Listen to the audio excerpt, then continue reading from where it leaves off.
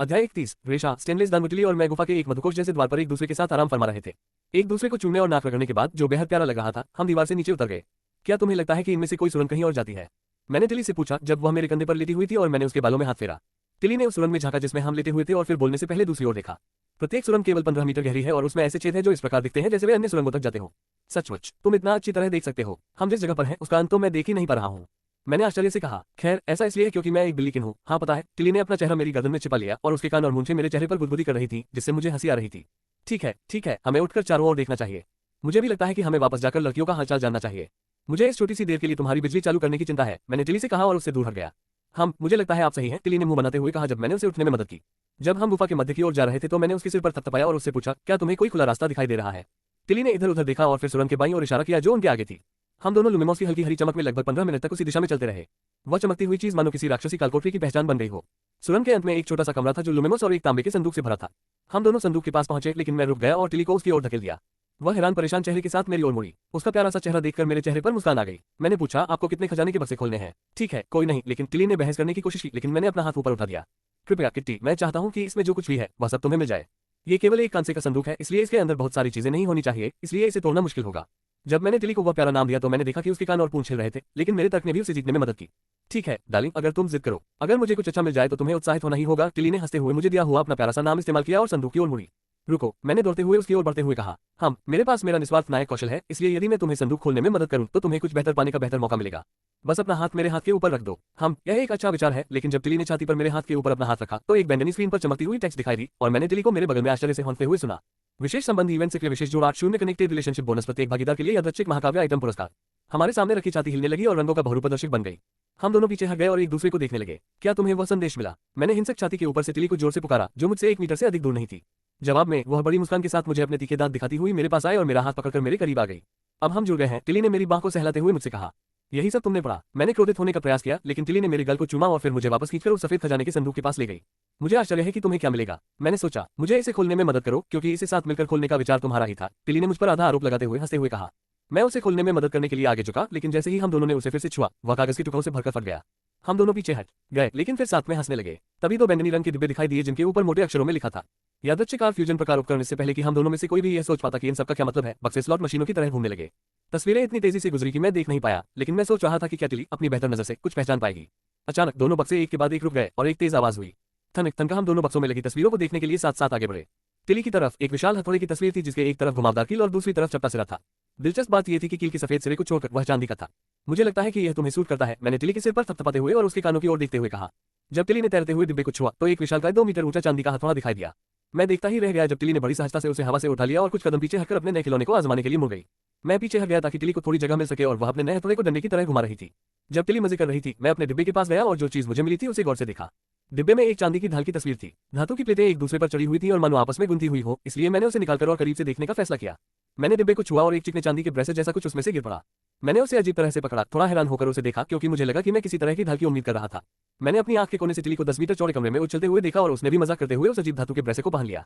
मुझे उसे खींचते हुए अजीब सा लगा क्योंकि वो कपड़े के आर्मबैंड जैसा लग रहा था और काम भी कर रहा था, लेकिन जब मैंने उसे खटखटाया तो मुझे धातु जैसी आवाज सुनाई दी। टिली की आवाज ने मुझे मेरे ख्यालों से बाहर निकाला। सावधान, टिली चिल्लाई जब धरती के कांटों की एक लहर मेरी ओर बढ़ी। वे इतनी तेजी से आई कि मैं चकमा देने और चुरा भोंकने की कोशिश करने के बजाय बस अपनी बाहें ऊपर उठा सकता था। अचानक मेरे नए आर्मबैंड से धागा उड़कर पतली प्लेटों में फैल गया। उन्होंने मेरे चारों ओर एक अर्धकोण बना लिया और मुझे हल्का सा झटका महसूस हुआ जब चट्टानें ढाल से टकराई। जैसे ही झटके थम गए अचल ढाल खुल गई और धागे वापस अपनी जगह पर आ गए। टिली ने अपना हथौड़ा नीचे गिरा दिया था और रोती हुई मेरी ओर दौड़ी आ रही थी। वह दौड़कर मेरे पास आए और आंसुओं भरी आंखों से मेरा कंधा पकड़ लिया। क्या तुम ठीक हो? टिली ने मुझे देखते हुए रुंधे हुए और धीमे स्वर में पूछा। मैं 100% ठीक हूँ टिली, तुमने मुझे जरा भी चोट नहीं पहुंचाई। ये ढाल जो मुझे मिली है तुम्हारे अति उत्तेजना के क्षणों में काम आएगी, मैंने हंसते हुए कहा और उठकर अपना हाथ टिली के गाल पर रख दिया। वह मेरे हाथ पर झुक गई, अपना हाथ मेरे हाथ के ऊपर रखकर उसे अपने चेहरे से और सटा लिया। मैं तुम्हें मार भी सकती थी क्योंकि मैं लापरवाह थी और तुमने मुझे जो ताकत दी थी उससे। टिली की आवाज धीमी थी और बोलते हुए उसने मुझसे नजरें फेर ली। मैंने अपने दूसरे हाथ से उसका सिर पीछे की ओर घुमाया और उसके करीब गया। हमारी नजरें मिली और मैंने उसकी आंखों से आंसू पोंछे। टिली मेरे पास झुक गई और मैंने उसका सिर अपने कंधे पर खींच लिया और फिर उसे अपनी बाहों में भर लिया। हम कुछ देर ऐसे ही रहे। टिली की पूंछ हमारी टांगों के बीच उलझी रही, लेकिन फिर उसने जैसी आवाज निकाली हम अलग हुए, लेकिन टिली अभी भी मेरे पीछे देख रही थी। मैंने मुड़कर देखा और ध्यान से देखने पर मुझे पता चला कि उसने क्या देखा था। दीवार में एक बड़ी सी दरार पड़ गई थी, लेकिन उसके पीछे जगह दिख रही थी। मैं टिली की तरफ मुड़ा, लेकिन वह अपना नया हथौड़ा लेने के लिए पहले ही चल पड़ी थी। मुझे ये पूछने की जरूरत नहीं थी कि आगे क्या होने वाला है, इसलिए मैं तेजी से टिली के पीछे जाने के लिए दौड़ा। टिली खिलखिलाकर हंसी जब मैं उसके चारों ओर घूम रहा था। हाँ, मैं सूखी हंसी हंसते हुए टिली की कमर पर गुदगुदी से दबाव डालता हूँ। टिली उछलकर और लड़कियों जैसी चीख मारकर मेरी ओर घूम गई। घूमते हुए भी उसके हाथ में हथौड़ा था, इसलिए मैं हाथ ऊपर करके पीछे हट गया। वाह किट्टी, बस मजाक बस मजाक। मैं हाथ हिलाकर समर्पण की मुद्रा में उससे विनती करती हूँ। उसने मुझे एक प्यारा सा मुंह बनाया और उस दरार की ओर मुड़ गई। विशाल चांदी का स्लेज हवा में तेजी से दौड़ा और दरार के चारों ओर की दीवार के हिस्से को चकनाचूर कर दिया। धूल साफ होने के बाद मैं टिली के पास पहुंच गया। बहुत प्रभावशाली मेरी किटी, मैं उत्साह से कहता हूँ और अपना हाथ उसके बालों में फेरता हूँ। मेरी ओर मुड़कर टिली ने मुझे एक बड़ी मुस्कान दी। शुक्रिया डार्लिंग, चलो शुरू करते हैं। मुझे यकीन है कि बाकी लड़कियां पहले ही वापस आ चुकी होंगी। रास्ता दिखाओ, तुम्हारी आंखें बेहतर हो जाएंगी। सुरंग उन बाकी सुरंगों से छोटी थी जिनसे हम पहले गुजरे थे, इतनी छोटी कि हम दोनों को झुककर चलना पड़ा। ये जगह सांप राक्षस से पहले की रही होगी क्योंकि इसमें सिर्फ 2 छोटी सुरंगें ही समा सकती थी। सुरंग नीचे की ओर झुकने लगी और हमारा पसंदीदा ल्यूमिनस रास्ता रोशन करने लगा। सुरंग 20 मीटर नीचे की ओर झुकी हुई थी और फिर 30 मीटर तक फिर से समतल हो गई। हम एक ऐसी गुफा में पहुंचे जो इतनी बड़ी थी कि दीवार पर चढ़ते हुए ल्यूमिनस के बावजूद मैं छत नहीं देख पा रहा था। मैंने मुड़कर देखा तो टिली भी मेरी तरह इधर उधर देख रही थी, लेकिन तभी ऊपर से आती एक गहरी और गूंजती हुई चाशनी जैसी फुफकार की आवाज सुनकर हम दोनों स्तब्ध रह गए। तो तुम्हें मेरा ठिकाना मिल गया। आवाज एक विशालकाय चांदी के सांप की थी जो दीवार से नीचे रेंग रहा था। उसका शरीर 6 मीटर से ज्यादा मोटा था और उसका सिर एक पत्थर के ट्रक के आकार का था। जैसे ही वह जमीन पर कुंडली मारकर गिरा, टिली और मैं जम गए, हिल भी नहीं पा रहे थे। इस राक्षस की उपस्थिति इतनी भयानक थी कि मुझे होश में रहने के लिए संघर्ष करना पड़ा। टिली लड़खड़ा गई और उसने मेरा हाथ पकड़ लिया, मुझे सहारा देने के लिए। मैंने एक आंख को थोड़ा सा सिकोड़कर सांप की ओर देखा। कुंडलियों का ढेर मानो मुड़ी हुई लचीली गगनचुंबी इमारतों जैसा था। हम इस देवता जैसे प्राणी के नीचे चींटियां थे और हम बस उसे थमे रहने की कोशिश कर रहे थे। बस दिक्कत ये थी कि मुझे पता नहीं था कि मैं किसका इंतजार कर रहा हूँ, लेकिन फिर वह आ गया। दबाव कम हुआ और वह देवता सांप फिर से उस गहरी उमस भरी फुफकार में बोला, माफ करना, तुम्हें पता है मुझे मेहमान आए हुए काफी समय हो गया है। हम मेहमान हैं? मैंने सावधानी से पूछा। बेशक, तुमने उस फिसलन भरी लोमड़ी और उसके शरारती बच्चों को मार डाला है ना? हाँ, मुझे ऐसा लगता है, लेकिन आपके लिए इसका क्या मतलब है? इसका मतलब है कि मैं लगातार बदला लेने का इंतजार करना बंद कर सकता हूँ। उस बिना पैरों वाली छिपकली और उसके दुष्ट बच्चों ने मुझे बहुत पहले यहाँ फंसा लिया था और अब जब वे चले गए हैं तब भी मैं कभी नहीं जा सकता। वाह, टिली चिल्लाए, अपना हथौड़ा गिरा दिया और मुझसे दूर हटकर उस विशाल सांप की कुंडलियों की ओर दौड़ी। ये बहुत भयानक रहा होगा। मैं बहुत अकेली हो भी हूँ। ये छोटा सा क्या है? एक बिल्ली संबंधी। खैर, चूंकि मैं आखिरकार सो सकता हूँ, मैं तुम्हें एक ऐसा इनाम दूंगा जो दुर्लभ और अनोखा है। मेरा नाम रिशाहा है, स्टेनलेस डेमन स्नैक। इतना कहकर उसने 10 तराजू तोड़े जो खाने की थाली जितने बड़े और मेरे हाथ जितने मोटे थे। पास से देखने पर ये तराजू किसी शीशे जैसे लग रहे थे। टिली ने इन्हें अपनी सूची में रख लिया क्योंकि ये तराजू रखने के लिए वो सबसे उपयुक्त व्यक्ति थी। इस उपहार के लिए धन्यवाद, मैंने सांप से कहा। मैं तुम्हारा शुक्रिया अदा करता हूँ कि तुम वो चाकू बन गए जिसने मेरे बदले की आग को चीर दिया। अब मैं चैन से सो सकता हूँ। ये तराजू लेकर उत्कृष्ट कृतियां करो युवा कैटकिन। मैं तुम्हारी क्षमता को समझ सकता हूँ। आखिरकार अब जाने का दरवाजा आ गया है। हमारी बाईं और दूर दीवार में एक दरवाजा दिखाई दिया और विशाल चांदी का सांप छाया में रेंगता हुआ चला गया। अध्याय 32, जुबान की एक फिसलन और आपकी। रेजिनॉल्ड स्टाइल 2 पहरेदारों के साथ कालकोठरी की गहराई में उतर गया। 5वें नोबल लेवल पर बिफोर के अपमान के बाद रेजिनॉल्ड बदला लेने का कोई रास्ता ढूंढ रहा था। लेकिन किस्मत से जिस लड़के ने उसके बेटे का अपमान किया था उसने ग्रेसमाल को वापस दुनिया में छोड़ दिया। इससे रेजिनॉल्ड को उसे हिरासत में लेने और ग्रेस हंटिंगटन को सबसे निचले और सबसे अंधेरे गड्ढे में फेंकने का एक बेहतरीन बहाना मिल गया। अब तक वे 4 मंजिलें नीचे उतर चुके थे और हॉल के आखिर में एक कमरे में पहुंच गए थे। सुनहरे बालों और बच्चों जैसे चेहरे वाले एक गार्ड ने उनके सामने दरवाजा खोला। अंदर पहुंचकर दूसरे भूरे बालों वाले बुजुर्ग गार्ड ने जमीन में बने एक दरवाजे का ताला खोला। बाईं ओर एक सीढ़ी रखी थी, लेकिन किसी भी गार्ड ने उसे पकड़ने की जरा भी कोशिश नहीं की। इसके बजाय वे बस पीछे हट गए और रेगिनोल के आगे बढ़ते ही सावधान की मुद्रा में खड़े हो गए। क्या तुम शेखी बघारने आए हो? ग्रेस हंटिंगटन की मधुर आवाज आए। तुम ही नीचे हो, याद रखना। रेजिनॉल्ड गड्ढे में चिल्लाया। ग्रेस रोशनी में आई और लापरवाही से रेजिनॉल्ड की तरफ देखने लगी। उसके भूरे बाल अभी भी सलीके से संवारे हुए लग रहे थे और ग्रेस अपने नाखूनों पर नेल फाइल लगा रही थी। रेजिनॉल्ड अब इस औरत से बेहद चिढ़ गया था। ये औरत खुद को क्या समझ रही थी? मैं तुम्हें जमीन में कुचलने के लिए अपनी पूरी ताकत लगा दूंगा। क्या तुम मुझे सुन रहे हो? तुम मूर्ख हो। रेजिनॉल्ड ग्रेस पर चिल्लाते हुए उसके मुंह से थूक उड़ गया, लेकिन उसका आखिरी वाक्य कट गया। रेजिनॉल्ड किनारे पर झुका हुआ था और नीचे देख रहा था, चिल्ला रहा था। ग्रेस ने अपनी नेल फाइल से रेजिनॉल्ड के सिर पर रेज वायर से एक सटीक वार किया। उस समय उसके लंबे बाल खुले हुए थे। रेजिनॉल्ड पीछे हट गया, फिर भी चीख रहा था, लेकिन इस बार किसी और वजह से। इस कट से उसके सिर की मुकुट तक 5 सेंटीमीटर की एक चिकनी रेखा बन गई। इस हमले से रेजिनॉल्ड के सिर के ऊपरी हिस्से पर 2 सेंटीमीटर का एक सपाट धब्बा रह गया। बगल और पीछे के कई बाल बेढंगी लंबाई में कट गए। क्या मेरे बाल? नहीं नहीं नहीं नहीं। रेजिनॉल्ड के हाथ उसके बचे हुए बालों में फिरे और वह चीखा, लेकिन फिर गड्ढे की तरफ मुड़ गया और गड्ढे के मुंह से दूर रहा। तुम्हारी हिम्मत कैसे हुई हाईमेज काउंसिल के एक सदस्य पर हमला करने की? एक दिन निकट भविष्य में चीजें बदलने लगेंगी काउंसिल मेंबर रेजिनॉल्ड। अभी तो आप ऊपर खड़े होकर मजे करें और हंसे। वह लड़का सब कुछ बदल देगा और मैं अपनी बेटियों के साथ उसका साथ दूंगी। ग्रेस की आत्मविश्वास भरी आवाज ने रेजिनॉल्ड को और भी क्रोधित कर दिया। एक और बात, मैं जन्म से हंटिंगटन नहीं थी। मैंने 5 साल पहले घर और परिवार का नाम अपने नाम कर लिया था। रेजिनॉल्ड ने दूर से और भी गालियां दी और फिर घबराए हुए पहरेदारों को गड्ढा बंद करने का आदेश दिया। ग्रेस अब अंधेरे में खड़ी थी, उसे बाहरी कोठरी का दरवाजा बंद और बंद होने की आवाज सुनाई दे रही थी। वह वापस अपनी जगह पर गई और उसने मांगी हुई कंघी और नेल फाइल उठाई और अपने बालों में कंघी करने लगी। मैं उस देव बच्चे पर बहुत भरोसा कर रही हूँ, लेकिन इस समय हमें ऐसा करना ही होगा। ड्यूक विस्टॉम की बेटी ग्रेस ने अपने बालों में कंघी करते हुए किसी से कुछ नहीं कहा। देव और टिली की ओर वापस, जो ग्रेशाह की मान छोड़ने वाले हैं। आचू, मैंने टिली की तरह चीखा और मैं बाहर निकलने के पास पहुंच गया। क्या तुम ठीक हो? तुम्हें सर्दी जुकाम तो नहीं हो रहा है? मैं तुम्हारे लिए कुछ और उपयुक्त कवच ढूंढूंगी जो मैंने तुम्हारे लिए बनाया है, ठीक है डार्लिंग? शायद मैं तुम्हारे लिए कुछ और बना सकूं। टिली ने उत्साह से मेरे चारों ओर घूमते हुए पूछा। नहीं, मैं ठीक हूँ। मुझे लगता है कोई मेरे बारे में बात कर रहा था, और अगर तुम कोई कवच बनाने वाले हो तो विक्टोरिया को पूरी प्लेट सेट की जरूरत है। वह हमारे बिना किसी खुले गड्ढे में चली जाएगी। दरवाजे पर पहुंचकर हम दोनों हंस पड़े और मैंने पीतल के हैंडल पर हाथ रख दिया। पत्थर की दीवार में दरवाजा अपनी जगह से बाहर लग रहा था, लेकिन दरवाजा खोलने से पहले मैं रुका। मैंने दरवाजा छोड़ा और हैरान टिली की ओर मुड़ा, जिसके कान खड़े हो गए थे। तूफान में वापस जाने से पहले मैं बस एक पल और शांति चाहती हूँ, मैंने उसके करीब जाते हुए कहा। मुझे लगता है कि यह उचित है डार्लिंग। जैसे ही मैंने अपनी बाहें खोली, टिली मेरे पास आ गई। टिली के कोमल कान मेरे चेहरे से छू गए और मैंने उसके सिर के ऊपर चुमा। हमने साथ बिताया ये समय खास था और मेरा एक हिस्सा उसे छोड़ना नहीं चाहता था। जल्दी हम अलग हो गए और मेरा मन वर्तमान में वापस आ गया। बाकी राक्षसों और मिस ग्रेस के विचार, जिन्हें हम सब ढूंढने की कोशिश कर रहे थे, फिर से मेरे मन में उमड़ पड़े। मैं फिर से ध्यान भटकने लगा था, तभी टिली आए और मुझे चूमा, फिर नाक रगड़ी। उसने मेरा हाथ पकड़ा और दूसरे हाथ से दरवाजा खोला। इतना मुश्किल मत करो। दरवाजा खुलते ही लवेंडर की आवाज हॉल में गूंज उठी। मुझसे दूर हट चिनाल। फौरन मुझे छुड़ा। नहीं नहीं नहीं विक्टोरिया, उसकी मदद मत कर, तू नीले बख्तरबंद गुंडा। इना की संघर्षपूर्ण आवाज उसके बाद आई। जैसे ही हम हॉल में वापस आए, मैंने आह भरी। मुझे थोड़ी चिंता हो रही थी कि क्या हो रहा है और मुझे यकीन नहीं था कि यह सुरक्षित रहेगा भी या नहीं। हम दोनों सावधानी से मेरे कमरे की ओर चल पड़े। मुझे खेद है इना, लेकिन मैं यहाँ एक अतिथि के रूप में रह रही हूँ, इसलिए मुझे घर के मालिक के अनुरोध का पालन करना होगा। जब हम मेरे कमरे में आए तो मैंने विक्टोरिया के नकली क्षमा प्रार्थी स्वर को सुना। अंदर लवेंडर और विक्टोरिया ने इना को बिस्तर पर जकड़ रखा था और वे उसे गुलाबी और फ्रीली ड्रेस पहनाने की कोशिश कर रही थी। जब दोनों लड़कियां उसे ड्रेस पहनाने के लिए जोर जोर से धक्का दे रही थी तो इना लड़खड़ा रही थी और गालियां दे रही थी। टिली ने मुझे तब तक घुमाने को कहा जब तक लड़कियां अपना काम पूरा नहीं कर लेती। जब 3 बर्फीली आवाजों ने मुझे पीछे मुड़ने को कहा तो मेरा सिर धीरे धीरे चरमराते हुए पीछे मुड़कर देखने लगा। राक्षसी सिक्कुबस के पास छोड़ी गई तीनों औरतें एक खतरनाक आभा बिखेर रही थी और मेरा वो हिस्सा जो जीना चाहता था मुझे यहाँ के अलावा कहीं और रहने के लिए कह रहा था। सारी जद्दोजहद और पिछली तकरारें एक तरफ हट गईं और लड़कियां एक साथ मुझे घूरने लगी। तुमने क्या किया? लड़कियों ने चिल्लाकर पूछा, लेकिन मुझे समझ नहीं आया कि उनका क्या मतलब था। कब? मैंने झिझकते हुए पूछा क्योंकि मेरा मन मुझे बहुत तेज और दूर तक दौड़ने के लिए कह रहा था। वे दोनों सो गए और लड़ाई के दौरान मुझे कुछ शक्ति की कमी महसूस हुई और वह राक्षस। लवेंडर की आवाज धीमी पड़ गई, लेकिन मैं अच्छी तरह से समझ गया कि वह किस बारे में बात कर रही थी। मैंने अपनी हथेली माथे पर मार ली। बेवकूफ, लड़कियों को गंभीर चोट लग सकती थी या इससे भी बुरा हो सकता था, और ये सब मेरी लापरवाही की वजह से हुआ।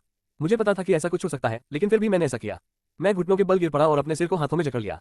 मुझे फिर से खुजली होने लगी और मेरा सिर घूमने लगा। पहले जैसी ही भावनाएं मुझ पर हावी हो गई और मुझे लगा जैसे मैं दुनिया से खुद को अलग थलग करने की कोशिश कर रहा हूँ। अचानक मुझे कई शरीरों ने टक्कर मारी और मुझे पीछे की ओर जमीन पर पटक दिया। मैंने आंखें खोली तो लवेंडर, विक्टोरिया, टिली और यहाँ तक कि इना का चेहरा भी मुझसे कुछ ही सेंटीमीटर की दूरी पर था। वे मेरे फेफड़ों से हवा निकाल रहे थे, लेकिन अंधेरा और खुजली गायब हो गई। मत करो, ठीक है, हम सब ठीक हैं, कुछ भी बुरा नहीं हुआ और हम उसे हराने में कामयाब रहे, लवेंडर ने मुझसे कहा। विक्टोरिया ने कहा, हम इतने कमजोर नहीं हैं, तुम्हें पता है। चिंता मत करो, भले ही इस मूर्ख ने हमें बचा लिया, मैं तुम्हारे लिए राक्षस को वापस ले आई, इना ने शरारती मुस्कान के साथ कहा। प्लीज डार्लिंग, दुनिया का बोझ अपने कंधों पर मत उठाओ, हम सब तुम्हारे लिए यहाँ हैं। डार्लिंग, लड़कियां मुझ पर टूट पड़ी और सभी टिली पर चिल्लाने लगी। टिली का चेहरा थर्मामीटर की तरह लाल हो गया, उसकी गर्दन से माथे तक। वह मेरे पीछे छिपने आए, लेकिन मुझे समझ नहीं आ रहा था कि इससे क्या होगा। बाकी लड़कियों ने मुझे कमरे से बाहर धकेल दिया और मुझे नहाने के लिए कहा और वे टिली से पूछताछ करने लगी। मेरे पीछे दरवाजा जोर से बंद हुआ और मुझे दबी हुई चीखें सुनाई दी, मानो लवेंडर और लड़कियां टिली को घेरने की कोशिश कर रही हो। मैंने आह भरी और बाथरूम की तरफ चल गया। जब मैं अंदर पहुंचा तो टब में बुलबुले भरे हुए थे और भाप उठती हुई दिखाई दे रही थी। वो नजारा कभी पुराना नहीं हुआ, हमेशा तैयार बाथटब। कुछ बुलबुलों के आसपास घूमने के बाद मैंने अपने कपड़े उतार दिए ताकि यह सुनिश्चित हो सके कि उनके नीचे कोई छिपा तो नहीं है। जैसे ही मैं पानी में उतरा, मेरे ऊपर से सिर्फ गंदगी ही नहीं बल्कि और भी बहुत कुछ बह गया। पानी ने मुझे सुकून दिया और मेरी सारी चिंताएं दूर कर दी जो मुझे जकड़े हुए थी। मैंने अपने हेच चूड़ी में अलग आइकन देखा जो राक्षस सांप की हार के बाद से चमक रहा था। मैंने एक चमकती रोशनी के साथ अलग खोला और पहले दिखाई देने वाली लेवल अप विंडो को बंद कर दिया, लेकिन इससे पहले कि मैं अगली विंडो पर पाता, उसकी जगह एक और विंडो खुल गई। सेंटी शून्य पर लौट आया, अंधेरा टल गया। खिड़की में बस एक लाइन थी, लेकिन इससे मैं थोड़ा और सुकून तो पा सका, लेकिन मेरे दिमाग में और भी सवाल उठ खड़े हुए। मैंने ट्रिना को आवाज दी और उससे उस अंधेरे के बारे में पूछा जिसका जिक्र मैसेज में था, लेकिन उसने न तो कोई जवाब दिया और न ही दिखाई दी। मैंने फिर कोशिश की, लेकिन मुझे लगा कि वो कुछ कर रही है, शायद आराम कर रही है। मैंने अपना अवतार खोला और सोचा कि उससे आखिरी बार बात किए हुए कितना समय हो गया है। स्तर 1 4 HP 230 मन 230/230 नाम देव हंटिंगटन 20 वर्ग न्याय का नायक स्थिति भूखादन धनवान घर हंटिंगटन मनोर ताकत 37 संविधान 32 जोड़ 1 6 0 मुकाबला 35 गति 59 खुफिया 34 मान 32 जोड़ 1 6 0 करिश्मा 40 भाग्य 35 0/100 विशेष योग्यता इंगितापूर्ण अनुग्रह किसी भी प्रतिकूल जादुई प्रभाव या दुष्प्रभाव को समूह के किसी भी सदस्य से हटाएं। इस क्षमता का उपयोग के बीच 24 घंटे का कूलडाउन काल होता है। 1/1 उपयोग उपलब्ध है। क्षमता निष्क्रिय कौशल न्याय की रिक्त पिपासा जो दुष्ट को मारते समय प्रति हत्या 15 HP प्राप्त करे। किसी निर्दोष को मारते समय प्रति हत्या 175 HP खोए। पिघली हुई त्वचा, आप धातु के प्रति अभेद्य हो गए हैं। यदि आपको किसी धातु के हथियार से क्षति पहुंचती है तो वह क्षति ऊष्मा के रूप में हथियार में वापस स्थानांतरित हो जाती है। गर्म हथियार जल्दी ही अपनी स्थायित्व खो देता है और उपयोगकर्ता को अग्नि क्षति पहुंचाता है। PS इविल, बुरे इरादों वाले लोगों के पास काली आभा होती है और वे हीरो के लाइट ब्लेड कौशल के प्रति संवेदनशील होते हैं। निस्वार्थ नायक, जादुई वस्तु की खोज में 250% की वृद्धि कौशल लाइट ब्लेड जोड़ प्रकाश की एक ब्लेड बुलाने के लिए सक्रिय करें। यह मंत्र प्रति मिनट 2 मन की खपत करता है। डेमन ब्रिंगर जो राक्षसों की उपस्थिति में लाइट ब्लेड का आकार बढ़ जाएगा, लेकिन इस रूप में ब्लेड केवल राक्षसों को ही प्रभावित करता है। डेमन ब्रिंगर से प्रभावित किसी भी गैर राक्षसी प्राणी को कोई नुकसान नहीं होता। प्रति मिनट 12 माना की खपत होती है। डेमन हंटर जो राक्षसों की उपस्थिति में डेमन ब्रिंगर सुनहरी सफाई करने वाली लिप्टों के साथ फूटेगा और राक्षसों के विरुद्ध सभी आंकड़े अस्थायी रूप से बढ़ जाएंगे। प्रति मिनट 5 माना की खपत होती है। मेरे आंकड़े सामान्य रूप से बढ़ रहे थे और मेरे कौशल वैसे ही थे, इसके अलावा कुछ भी नहीं बदला था। मैंने थोड़ी देर और देखा, ये सोचकर कि शायद कुछ छूट गया है। मेरे कैरेक्टर स्क्रीन को बंद करने के बाद एक और विंडो खुली और मैं एक पल के लिए उलझन में पड़ गया। फिर मुझे ट्रिना की कही हुई बात याद आ गई। आयु स्थिरता विकल्प 20 साल की उम्र के बाद आपको अपनी उम्र बढ़ने की प्रक्रिया को रोकने का विकल्प दिया जाता है। अगर आप ऐसा करते हैं तो आपका जीवन अगले 2 साल में ही खत्म हो जाएगा। हर बार जब आप एक नया स्तर हासिल करेंगे तो आपको यह विकल्प दिया जाएगा।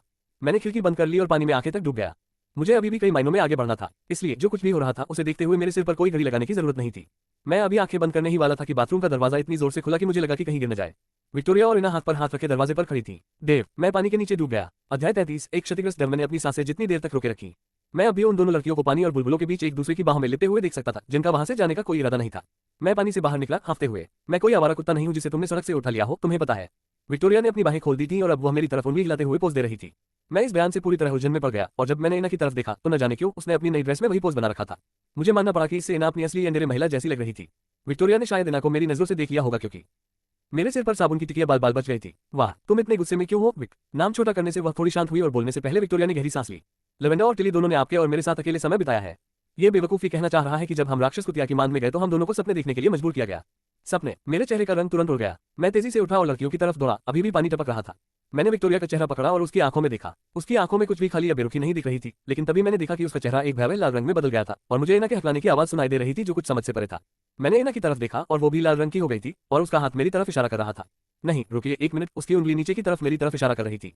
मेरी नजरें उसके हाथों पर टिकी थी और मेरे शरीर से भाप का एक झोंका निकला जैसे ही मैंने उस मशहूर ट्रांसफॉर्मेशन तकनीक टोटल बॉडी ब्लश का इस्तेमाल किया। मेरा दिमाग काम करना बंद कर दिया और उस पर किसी और चीज ने काम करना शुरू कर दिया।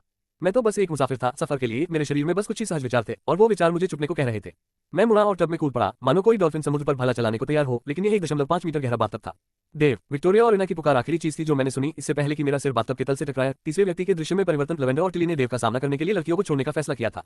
यह उसकी गलती नहीं थी और उसे उलझन में होना ही था, लेकिन हमारे अंदर एक ऐसा हिस्सा था जो जानता था कि हम सब उसे प्यार करते हैं, भले ही उसे पता न हो कि क्यों या कैसे। पहली बार लड़कियों को देव का नाम चिल्लाते हुए सुनना ठीक था, लेकिन दूसरी बार घबराहट में। लवेंडर और टिली बेडरूम से बाथरूम की ओर दौड़े। वहां पहुंचकर दोनों की सांसें थम सी गईं और वे अवाक रह गए। देव जमीन पर लेटा हुआ था और उसके शरीर पर बेतरतीब बुलबुले ही थे, सिवाय उस जगह के जहां उसके पैर उसके शरीर से जुड़ते हैं। उस जगह पर बुलबुलों का एक ढेर रणनीतिक रूप से रखा हुआ था। डार्लिंग को क्या हुआ? टिली चिल्लाए और दौड़कर देव के पास पहुंची। ये सब इतनी जल्दी हुआ? मुझे समझ नहीं आ रहा कि यह सब इस तरह क्यों हुआ। विक्टोरिया और इना ने अपनी फीकी पड़ती शर्मिंदगी फिर से ताजा करते हुए बताया कि क्या हुआ था। ऐसा लगता है कि जब देव को पता चला कि वह नंगा है तो उसने डरे हुए जानवर की तरह छिपने की कोशिश की। दोनों लड़कियां चिंतित नजरों से उसकी तरफ देखने लगी। विक्टोरिया की आंखें भी कांच की तरह चमकने लगी थीं। देव जितना दिखता है उससे कहीं ज्यादा मजबूत है। चलो उसे कमरे में ले चलते हैं, लवेंडर ने सुझाव दिया। आयोना और विक्टोरिया की सांसें थम सी गईं जब लवेंडर और टिली ने देव के हाथ पैर पकड़ लिए। देव को हाथ पैरों से उसके कमरे में घसीटते देख दोनों लड़कियां मुंह फेरकर चली गईं। जैसे ही वे दोनों देव को उसके कमरे के अंदर ले गईं, लवेंडर का हाथ फिसल गया और उसका सिर सोफे के लकड़ी के पैर से टकरा गया। थवाक, प्रथम व्यक्ति दृश्य पर वापस जाए। जैसे ही मैं होश में आया मुझे झूले की तरह झूलता हुआ सा महसूस हुआ। मुझे अपनी कलाइयों और टखनों को जकड़ा हुआ महसूस हुआ, लेकिन इससे पहले कि मैं स्थिति को और समझ पाता या अपनी आंखें खोल पाता, मेरी कलाइयों को पकड़े हुए एक हाथ फिसल गया। मुझे लगा कि मेरा शरीर नीचे गिरकर दाहिनी ओर झूल रहा है और मेरे सिर का पिछला हिस्सा किसी बहुत सख्त चीज से टकरा गया है। उफ यार, क्या मैं किसी लड़ाई में पड़ गया हूँ? मेरे सिर में दर्द हो रहा है, लेकिन मेरी बात पूरी होने से पहले ही मेरी सवारी ने मुझे नीचे गिरा दिया। उफ, अब चलो, अगर तुम ऐसे ही रहे तो मैं बर्बाद हो जाऊंगा। मैंने आंखें खोली तो देखा कि टिली अपना मुंह हन रही थी, लेकिन उसकी मुस्कुराती आंखें और हिलती हुई कहानी सब कुछ बयां कर रही थी। मेरे ऊपर से लवेंडर की हंसी शुरू हो गई और मैंने ऊपर देखा तो लवेंडर थोड़ी शर्मा रही थी और खिलखिला रही थी। फिर मुझे सब कुछ याद आ गया और मैं तेजी से उठी, दौड़ी और फिर अपने कंबल के नीचे छिप गई। जब हंसी थम गई तो मैंने इना और विक्टोरिया को कमरे में आते सुना। मैंने कंबल से सिर बाहर निकाला तो देखा कि चारों लड़कियां ऐसे बातें कर रही थी जैसे वह कमरे में हो ही नहीं। क्या वह ठीक है? मुझे ऐसा लगता है, लेकिन उसे थोड़ा आराम करना होगा। तुम इतनी जोर से क्यों हंसे? जिस तरह से वह गिरा उससे वह बहुत अजीब लग रहा था। सचमुच ये कैसा लग रहा था? ठीक है, मुझे छोड़ दो, मुझे थोड़ा आराम करने दो, मैंने बिस्तर से चिल्लाकर कहा। इसके बजाय सब लड़कियां दौड़कर मेरे पास आईं। मैं चादर के नीचे छिप गया, लेकिन ये गलत था। मेरी गलती तुरंत जाहिर हो गई क्योंकि लड़कियों ने मेरे कंबल का एक कोना पकड़ लिया। अपने कंबल के नीचे किसी जंगली जानवर की तरह फंसा हुआ मैं सोचने के लिए संघर्ष कर रहा था। 4 लड़कियों ने मुझे जकड़ रखा था और मैं नंगा था। मैं अपने अपहरणकर्ताओं से आत्मसमर्पण करने ही वाला था कि तभी एक कोना ढीला होते ही मेरे साथ अंडरवेयर और मोजे भी फेंक दिए गए। मैं अपना पहला मोजा पहनने की कोशिश कर ही रहा था कि तभी ब्लैंकेट मेरे ऊपर से उड़ गया। सभी लड़कियां बिस्तर के कोनों से खड़ी होकर मुझे देखकर मुस्कुरा रही थीं। सभी के चेहरे पर शरारती मुस्कान थी और तभी मेरी नजर मेरे बिस्तर से थोड़ी दूर पर पुरुषों के कपड़ों की एक रैक पर पड़ी जिस पर एक आईना भी था। यह क्या है? मैंने डार्लिंग से वादा किया था कि कपड़ों का एक रैक तैयार है। तुम हमारे लिए मॉडलिंग करोगी? मूर्ख, लवेंडर ने चिढ़ाते हुए कहा, लेकिन वह इस विचार के बारे में महसूस की गई वास्तविक उत्तेजना को छिपा नहीं सकी। लेकिन छोड़ो भी, मैं तो सिर के बल बाथटब में कूदा था और फिर तुमने मेरे सिर को किसी चीज से बहुत जोर से टकरा दिया। मैंने विरोध किया। सच में तुम नहीं चाहती? डार्लिंग, टिली ने मुझे अपनी बड़ी बड़ी गोल आंखें दिखाई और अपने होंठ फुलाए। किट्टी, ऐसा मुंह मत बनाओ। मैं एक पल के लिए रुकी क्योंकि इना और विक्टोरिया की आंखें फिर से बड़ी हो गईं। अरे यार, फिर शुरू हो गया, लेकिन उन्होंने कुछ और नहीं किया तो मैंने बात जारी रखी। मैं उन्हें एक मौका दूंगी, लेकिन मैं चाहती हूँ कि तुम सब कमरे से बाहर रहो जब तक मैं कपड़े बदलूं। तुम सबने आज मुझे बहुत देख लिया है। सब सहमत हो गए और कमरे से बाहर चले गए। मैं उठकर रैक के पास गया और अलग अलग सूटों को गौर से देखा। मैं मन ही मन करा उठा। मैंने जो पहला सूट पहना वह लाल शर्ट और सफेद पैंट वाला एक शानदार परिधान था। मैंने एक ट्विन टेल ओवरकोट और एक तरह का फ्रिल वाला नेकपीस भी पहना था। मैंने पोशाक आधी ही पहनी थी कि मैंने मदद के लिए पुकारा। बस उसी पल मेरी गलती हो गई। लड़कियां आई और मुझे सूट पहनने में मदद की और फिर कभी नहीं गई।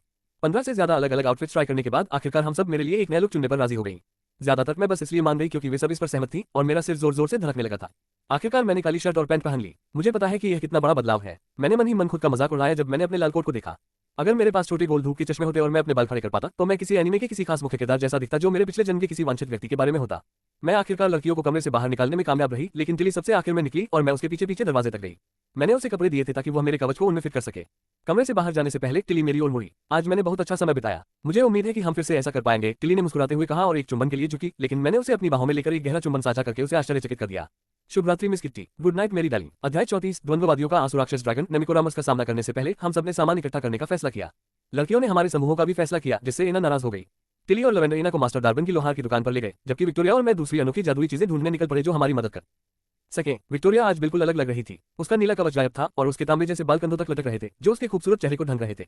नीली पोशाक उसके शरीर से चिपकी हुई थी और उसके उभारों को और उभार रही थी। उसे देखते ही मेरी सांसें थम सी गईं और मेरा ध्यान वापस कॉफी शॉप की ओर चला गया। तुम क्या दिवास्वप्न देख रहे हो? विक्टोरिया ने मेरा हाथ खींचते हुए पूछा जब मैं सोच में डूब गया था। माफ करना, तुम उस पोशाक में बहुत अच्छी लग रही हो विक। मैं तुम्हें हमेशा उस नीले कवच में देखती हूँ जो अच्छा लगता है, लेकिन ये पोशाक मुझे कॉफी शॉप की याद दिलाती है। इस तरह की बातों पर खुलकर बात करना और बेहोश होने की चिंता न करना अच्छा था। मेरी तारीफ सुनकर विक्टोरिया का चेहरा लाल हो गया और वह शर्माने लगी। उसका लड़कों वाला रवैया खत्म हो गया था। उसकी जगह उस लड़की की मासूमियत आ गई थी जो मुझे गिराने के लिए बनी इस दुनिया में हमेशा मेरे लिए लिट्टे तैयार रखती थी। चलो, हमें अभी भी 5 स्तर चढ़ने हैं। मैंने विक्टोरिया का हाथ पकड़ लिया और अजीब सी खामोशी को तोड़ते हुए उसे अपने साथ खींच लिया। हम एक प्यारे से जोड़े की तरह बिना किसी परेशानी के हर चेक पॉइंट से गुजर गए। हालांकि हर ऊंची मंजिल पर एक दरवाजा था, फिर भी शहर की गोलाकार संरचनाओं में अगली ऊंचाई तक पहुंचने के लिए 5 मंजिलें सीधे चलना पड़ता था। 10वीं मंजिल तक पहुंचने के लिए हमें बस 9वीं मंजिल पर चढ़ना था और अगली रिंग के शीर्ष पर पहुंचते ही एक अलग तरह का शहर हमारा इंतजार कर रहा था। वाह डेव, ये तो पहले जैसा हो गया। विक्टोरिया ने मेरी बांह पकड़ते हुए विस्मय और उत्साह से कहा। नहीं, मजाक कर रहा हूँ। मुझे आश्चर्य है कि क्या कॉफी शॉप यहीं कहीं छिपी है। मैंने शरारत से पूछा, ये सोचकर नहीं कि इसका कोई खास असर होगा, लेकिन विक्टोरिया वही जम गई और मेरी हरकत रोक दी। मुझे लगता है हम क्या देख सकते हैं। विक्टोरिया का चेहरा लाल हो गया था और ऐसा लग रहा था जैसे उसे पसीना आने लगा हो। विक, तुम्हें क्या हो गया है? मैंने असमंजस में उससे पूछा, साथ ही यह भी सोचा कि क्या वह ठीक है। विक्टोरिया ने अपना चेहरा मेरी लाल आस्तीन में छिपा लिया और गहरी सांस ली। मैं ठीक हूँ, चलो चले। वह बुदबुदाई और सीधी खड़ी हो गई। विक्टोरिया का चेहरा ठंडा पड़ गया और हम गेस्ट हाउस से मुख्य सड़क के फुटपाथ तक जाने वाले कंक्रीट के रास्ते पर चल पड़े। पहली दुकानें जो हमें दिखीं वे ज्यादा प्रभावशाली नहीं थी, जैसे कोडियस जेम्स क्लीन रिपेयर्स और ब्रिस्बॉब्स न्यूट्रोनियम कोर चार्जिंग। आखिरकार हमें एक विशाल ज्यामितीय संरचना के नीचे एक दुकान मिली। पूरी इमारत भौतिकी के नियमों को चुनौती दे रही थी, जिससे हम दोनों ही मछली की तरह मुंह खोले प्रवेश द्वार तक पहुंच गए। प्रिज्मेटिक क्रिस्टल शस्त्रागार। हम इमारत के बाहर से देखने मात्र से ही मुझे अंदर जाने की इच्छा हो रही है, मैंने उत्साह से कहा। यह इस तरह कैसे खड़ा रहता है? मुझे यकीन नहीं है। हो सकता है कि अदृश्य जंजीरें इसे जकड़े हुए हो। चलो अंदर चलते हैं और खुद ही पता लगा लेते हैं, विक्टोरिया ने कहा और उसने मेरा हाथ पकड़कर मुझे इस विशालकाय स्तंभ के एकमात्र दरवाजे तक खींच लिया। इस बीच चारबोन की स्मृति में लेवेंडर, इना और टिली, मुझे तुम दोनों के साथ यहाँ क्यों घसीट कर लाया गया? वह नीली बख्तरबंद बिंबो अब उसके साथ है तो मैं क्यों नहीं? उफ, अरे, लेवेंडर ने शिकायत करने वाली इना के सिर की चोटी के बीच जोर से एक बार किया था। टिली अपने जादू से उस दानव स्टेनलेस स्टील को विक्टोरिया के लिए प्लेट सूट में बदल रही थी। इना को पता नहीं था कि टिली और लेवेंडर ने हमेशा शिकायत करने वाली इना को शांत करने के लिए कुछ नई खास सिरिंज बनाने की योजना बनाई थी। चलो टहलने चलते हैं, तुम्हारे दौरे टिली का ध्यान भटकाने लगे हैं, लेवेंडर ने कहा और अब विरोध कर रही इना की कलाई पकड़ ली और उसे चिल्लाते हुए घसीटते हुए ले गई।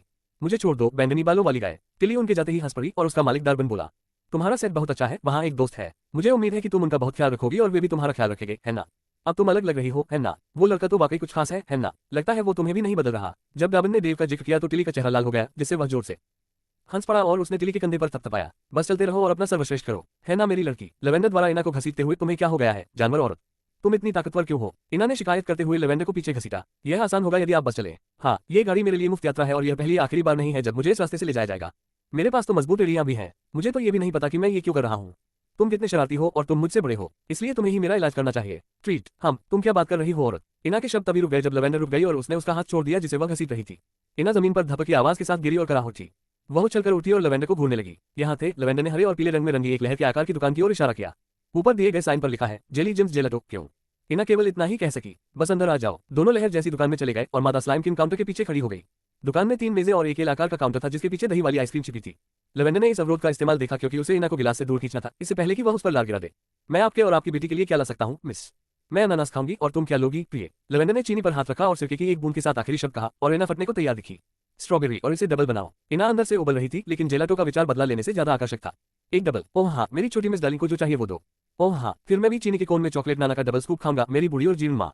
अपने जेलाटो का इंतजार करती लड़कियों के बीच चिंगारी उड़ी। लेवेंडर ने इना को उसका सारा ऑर्डर खा लिया और लगभग सब उल्टी कर दी। दोनों में झगड़ा हुआ, लेकिन जल्द ही मास्टर डार्बन के स्मिथ की ओर वापस चल पड़े। देव और विक्टोरिया के साथ असंभव ज्यामितीय इमारत के दरवाजे के अंदर चलते हुए जिस कमरे में हम दाखिल हुए वह वैसा नहीं था जैसा हम दोनों ने सोचा था। कमरे के चारों ओर स्टील की दीवारें थीं और आखिर में एक लिफ्ट इतने भव्य प्रवेश द्वार के बाद बिल्कुल निराशाजनक थी। विक्टोरिया और मैं लिफ्ट की तरफ बढ़े और अंदर चले गए। अंदर भी वही स्टील की दीवारें थीं और जब हम दोनों ने मुड़कर देखा तो सिर्फ 2 बटन थे, ऊपर और नीचे। मैंने ऊपर वाला बटन दबाने की कोशिश की, लेकिन दरवाजा बंद हो गया और हम हिले नहीं। क्या गलत? मैंने आगे बढ़कर कहा, क्या यही वह दिशा नहीं है जिस ओर हम जाना चाहते हैं? शायद नीचे की ओर प्रयास करें, क्योंकि वहां अन्य कोई विकल्प नहीं है, जैसे कि दरवाजा खोलने के लिए भी, विक्टोरिया ने हंसते हुए कहा, लेकिन ये थोड़ा मजबूरी भरा लगा। वह सही थी और नीचे दबाने के बाद लिफ्ट चलने लगी। मुझे लगता है कि मुझे लगा कि जितना समय लगा उससे ज्यादा समय लग गया, लेकिन शायद इस मामले में ये और भी लंबा हो सकता था। विक्टोरिया ने खुद को मेरे अंदर ढाल लिया था और मुझे उसकी गर्मजोशी के खत्म होने का दुख था, लेकिन जब दरवाजा खुला तो वे विचार गायब हो गए। हर प्रकार और किस्म के कांच या क्रिस्टल एक ही 15x40 मीटर के क्षेत्र में प्रदर्शित थे। दुकान में रोमांचक वस्तुओं से भरे कांच के आवरणों की कतारें लगी हुई थी। हम लिफ्ट से बाहर निकले और अचानक लगभग 15 सेंटीमीटर ऊंचा एक छोटा सा उड़ता हुआ टेलीविजन हमारा स्वागत कर रहा था। ओह यार, यहाँ तो बहुत दिनों से मेहमान नहीं आए। तुम लोगों के नाम भी बड़े बड़े हैं और तुम तो अंदर भी नहीं उबले। यार, नए चेहरे देखकर मुझे बहुत खुशी होगी और मालिक तो बहुत खुश होगा। मेरा नाम 10 पद 10 नील 10 खरब 1 अरब 10 लाख 10,101 है, पर तुम मुझे संक्षेप में 10 कह सकते हो। मेरे पीछे आओ, मैं तुम्हें सब कुछ दिखाऊंगा। जैसे ही छोटा टीवी बोला, उसके चेहरे पर भावनाओं की इतनी झलक दिखाई दी जितनी मैंने 2 गोलों, बिंदुओं और एक रेखा से नहीं सोची थी। तैरता हुआ टीवी बड़े उत्साह से अलग अलग वस्तुओं और हथियारों के बारे में समझाता हुआ आगे बढ़ रहा था। मैंने विक्टोरिया की तरफ देखा और उसने बस कंधे उचकाकर मेरा हाथ पकड़ लिया। हम रोबोट के साथ साथ चलते रहे और कुछ व्याख्याएं सुनी। और यहाँ पर आयन ग्लास तोप है, ये बहुत ही जबरदस्त प्रहार करती है और महिलाओं की स्कर्ट आसमान तक उड़ा देगी। बस इसे गिराना मत, वरना रिएक्टर फट जाएगा और संभवतः नोबल फिफ्थ का 1 या 5वां स्तर नष्ट हो जाएगा। रोबोट ने एक पारदर्शी कांच की राइफल की ओर इशारा किया था जिसकी नली त्रिकोणीय थी और हैंडल के पास एक चमकता नीला कोर था। जब टेंटेन ने उस भयावह विस्फोट का जिक्र किया जो गिरने पर होता है, तो विक्टोरिया ने मेरा हाथ कसकर पकड़ लिया। मैंने दूसरे हाथ से उसके बालों में हाथ फेरा और वह मेरी तरफ मुंह बनाकर देखने लगी। मैंने उसे एक गर्मजोशी भरी मुस्कान दी और उसकी भौहें गायब हो गईं और वह मेरी तरफ झुक गई। हमने टेंटेन की बातों को ध्यान से सुना, लेकिन हमें बस यूं ही घूमते रहना और तरह तरह की चीजें देखते रहना अच्छा लगता था, जब तक कि हमारे हाथ में क्रिस्टल रैपियर नहीं आ गया। ब्लेड का क्रिस्टल नीले रंग का था जबकि हैंडल स्लेटी रंग का। टेंटेन के जिक्र करने से पहले ही विक्टोरिया को उससे प्यार हो गया था। मेरा हाथ छोड़कर वह आगे बढ़ी और उसकी ओर इशारा किया। क्या आप मुझे इसके बारे में बता सकते हैं? विक्टोरिया ने टेंटेन से उत्साहित होकर पूछा। द्वंद्ववादियों का आंसू, यह एक बढ़िया विकल्प है मेरी नीली पोशाक वाली सुंदरी। ये दुबली पतली टुकड़ा करने वाली मशीन पानी का उपयोग करने वालों की सबसे अच्छी दोस्त है। आंसू पतली हवा से लहर काट सकता है। ओह देव, मुझे ये चाहिए। टिया और टेंटेन के लिए कितना लगेगा? मैंने टीवी गाइड से पूछा। ओह हो, हम यहाँ पैसे का लेन देन नहीं करते। सुनो, मैं इसे ले लूंगा और फिर हम सब मालिक के पास जाएंगे। टेंटेन ने द्वंद्वयुद्ध का आंसू पकड़ा और हमें पीछे वाले कमरे में ले गया। जैसे ही हम उसके पीछे गए, हॉल बैंगनी रंग की रोशनी से जगमगा उठा और जल्द ही हम एक ऐसे कमरे में पहुंच गए जिसकी दीवारों पर कांच के पर्दे लगे थे। दरवाजा खुला और अंदर एक क्रिस्टल का सिंहासन रखा था। सिंहासन पर हीरे जैसे शरीर वाली एक युवती बैठी थी। उसके बालों से बैंगनी रंग की रोशनी झलक रही थी और वह सिंहासन से खड़ी थी। जैसे ही वह नीचे उतरी, उसके शरीर पर एक सफेद क्रिस्टल की पोशाक लहरा रही थी। मैं तुम्हारा इंतजार कर रहा था, देव। अध्याय 35 क्रिस्टलीकृत स्मृतियां। प्रहार समय फिर रुक गया, जैसे विक्टोरिया के साथ रुका था, लेकिन इस बार मामला अलग था। मैंने आंखें खोली तो मुझे एक युवा स्फटिक सी स्त्री का साकार रूप दिखाई दिया। वह मुस्कुराते हुए मेरी ओर हाथ बढ़ा रही थी और मैंने उसे थाम लिया। प्रहार मैं जंगल में घोड़े पर सवार होकर जा रहा था। वह लड़की अब बूढ़ी हो गई थी, पर अब भी वैसी ही थी और मेरे सामने बैठ गई। हमारे पीछे से चीखें सुनाई दी और मैंने मुड़कर देखा तो लाल झंडा लिए शूरवीर हमारा पीछा कर रहे थे और चिल्ला रहे थे, लड़का लगाओ इस औरत को। प्रहार मैं हिल रहा था। मैंने उसकी तरफ देखा और उसने सफेद रंग की ड्रेस पहनी हुई थी। मैंने उसे अपनी बाहों में जकड़ते हुए अपने दाहिने हाथ से उसकी कमर को कसकर जकड़ लिया, जबकि मेरे दूसरे हाथ ने उसे कसकर पकड़ रखा था। नाचते हुए हमारी आंखें एक दूसरे से मिली और हमने एक ऐसा पल साझा किया जो पहले ही बीत चुका था। प्रहार वह मेरी बाहों में दम तोड़ रही थी, सांस के लिए तड़प रही थी। ब्लास्टर के छेद ने हवा को अंतरिक्ष के शून्य में चीर दिया था। भाग्य के जागीरदार गेंट्री ने उन्हें ढूंढ लिया था। मेरी गलती ने सभी की जान ले ली और हम अंतरिक्ष के शून्य में आखिरी जीवित बचे थे। वह मेरी ओर बढ़ी, उसके आंसू उसके चेहरे पर जम गए और मैं रो पड़ा। प्रहार इरेलिया। मेरी आंखें अचानक खुल गईं और मैं गहरी सांस लेने के लिए तड़प उठा। मैं जमीन पर लौटने लगा, खांस रहा था और हाँफ रहा था। तभी मेरी आंखें खुली। विक्टोरिया और इरेलिया। मेरा दिमाग अभी भी सारी जानकारी से उलझा हुआ था। मैंने उठने की कोशिश की और दोनों लड़कियों ने मेरी मदद की।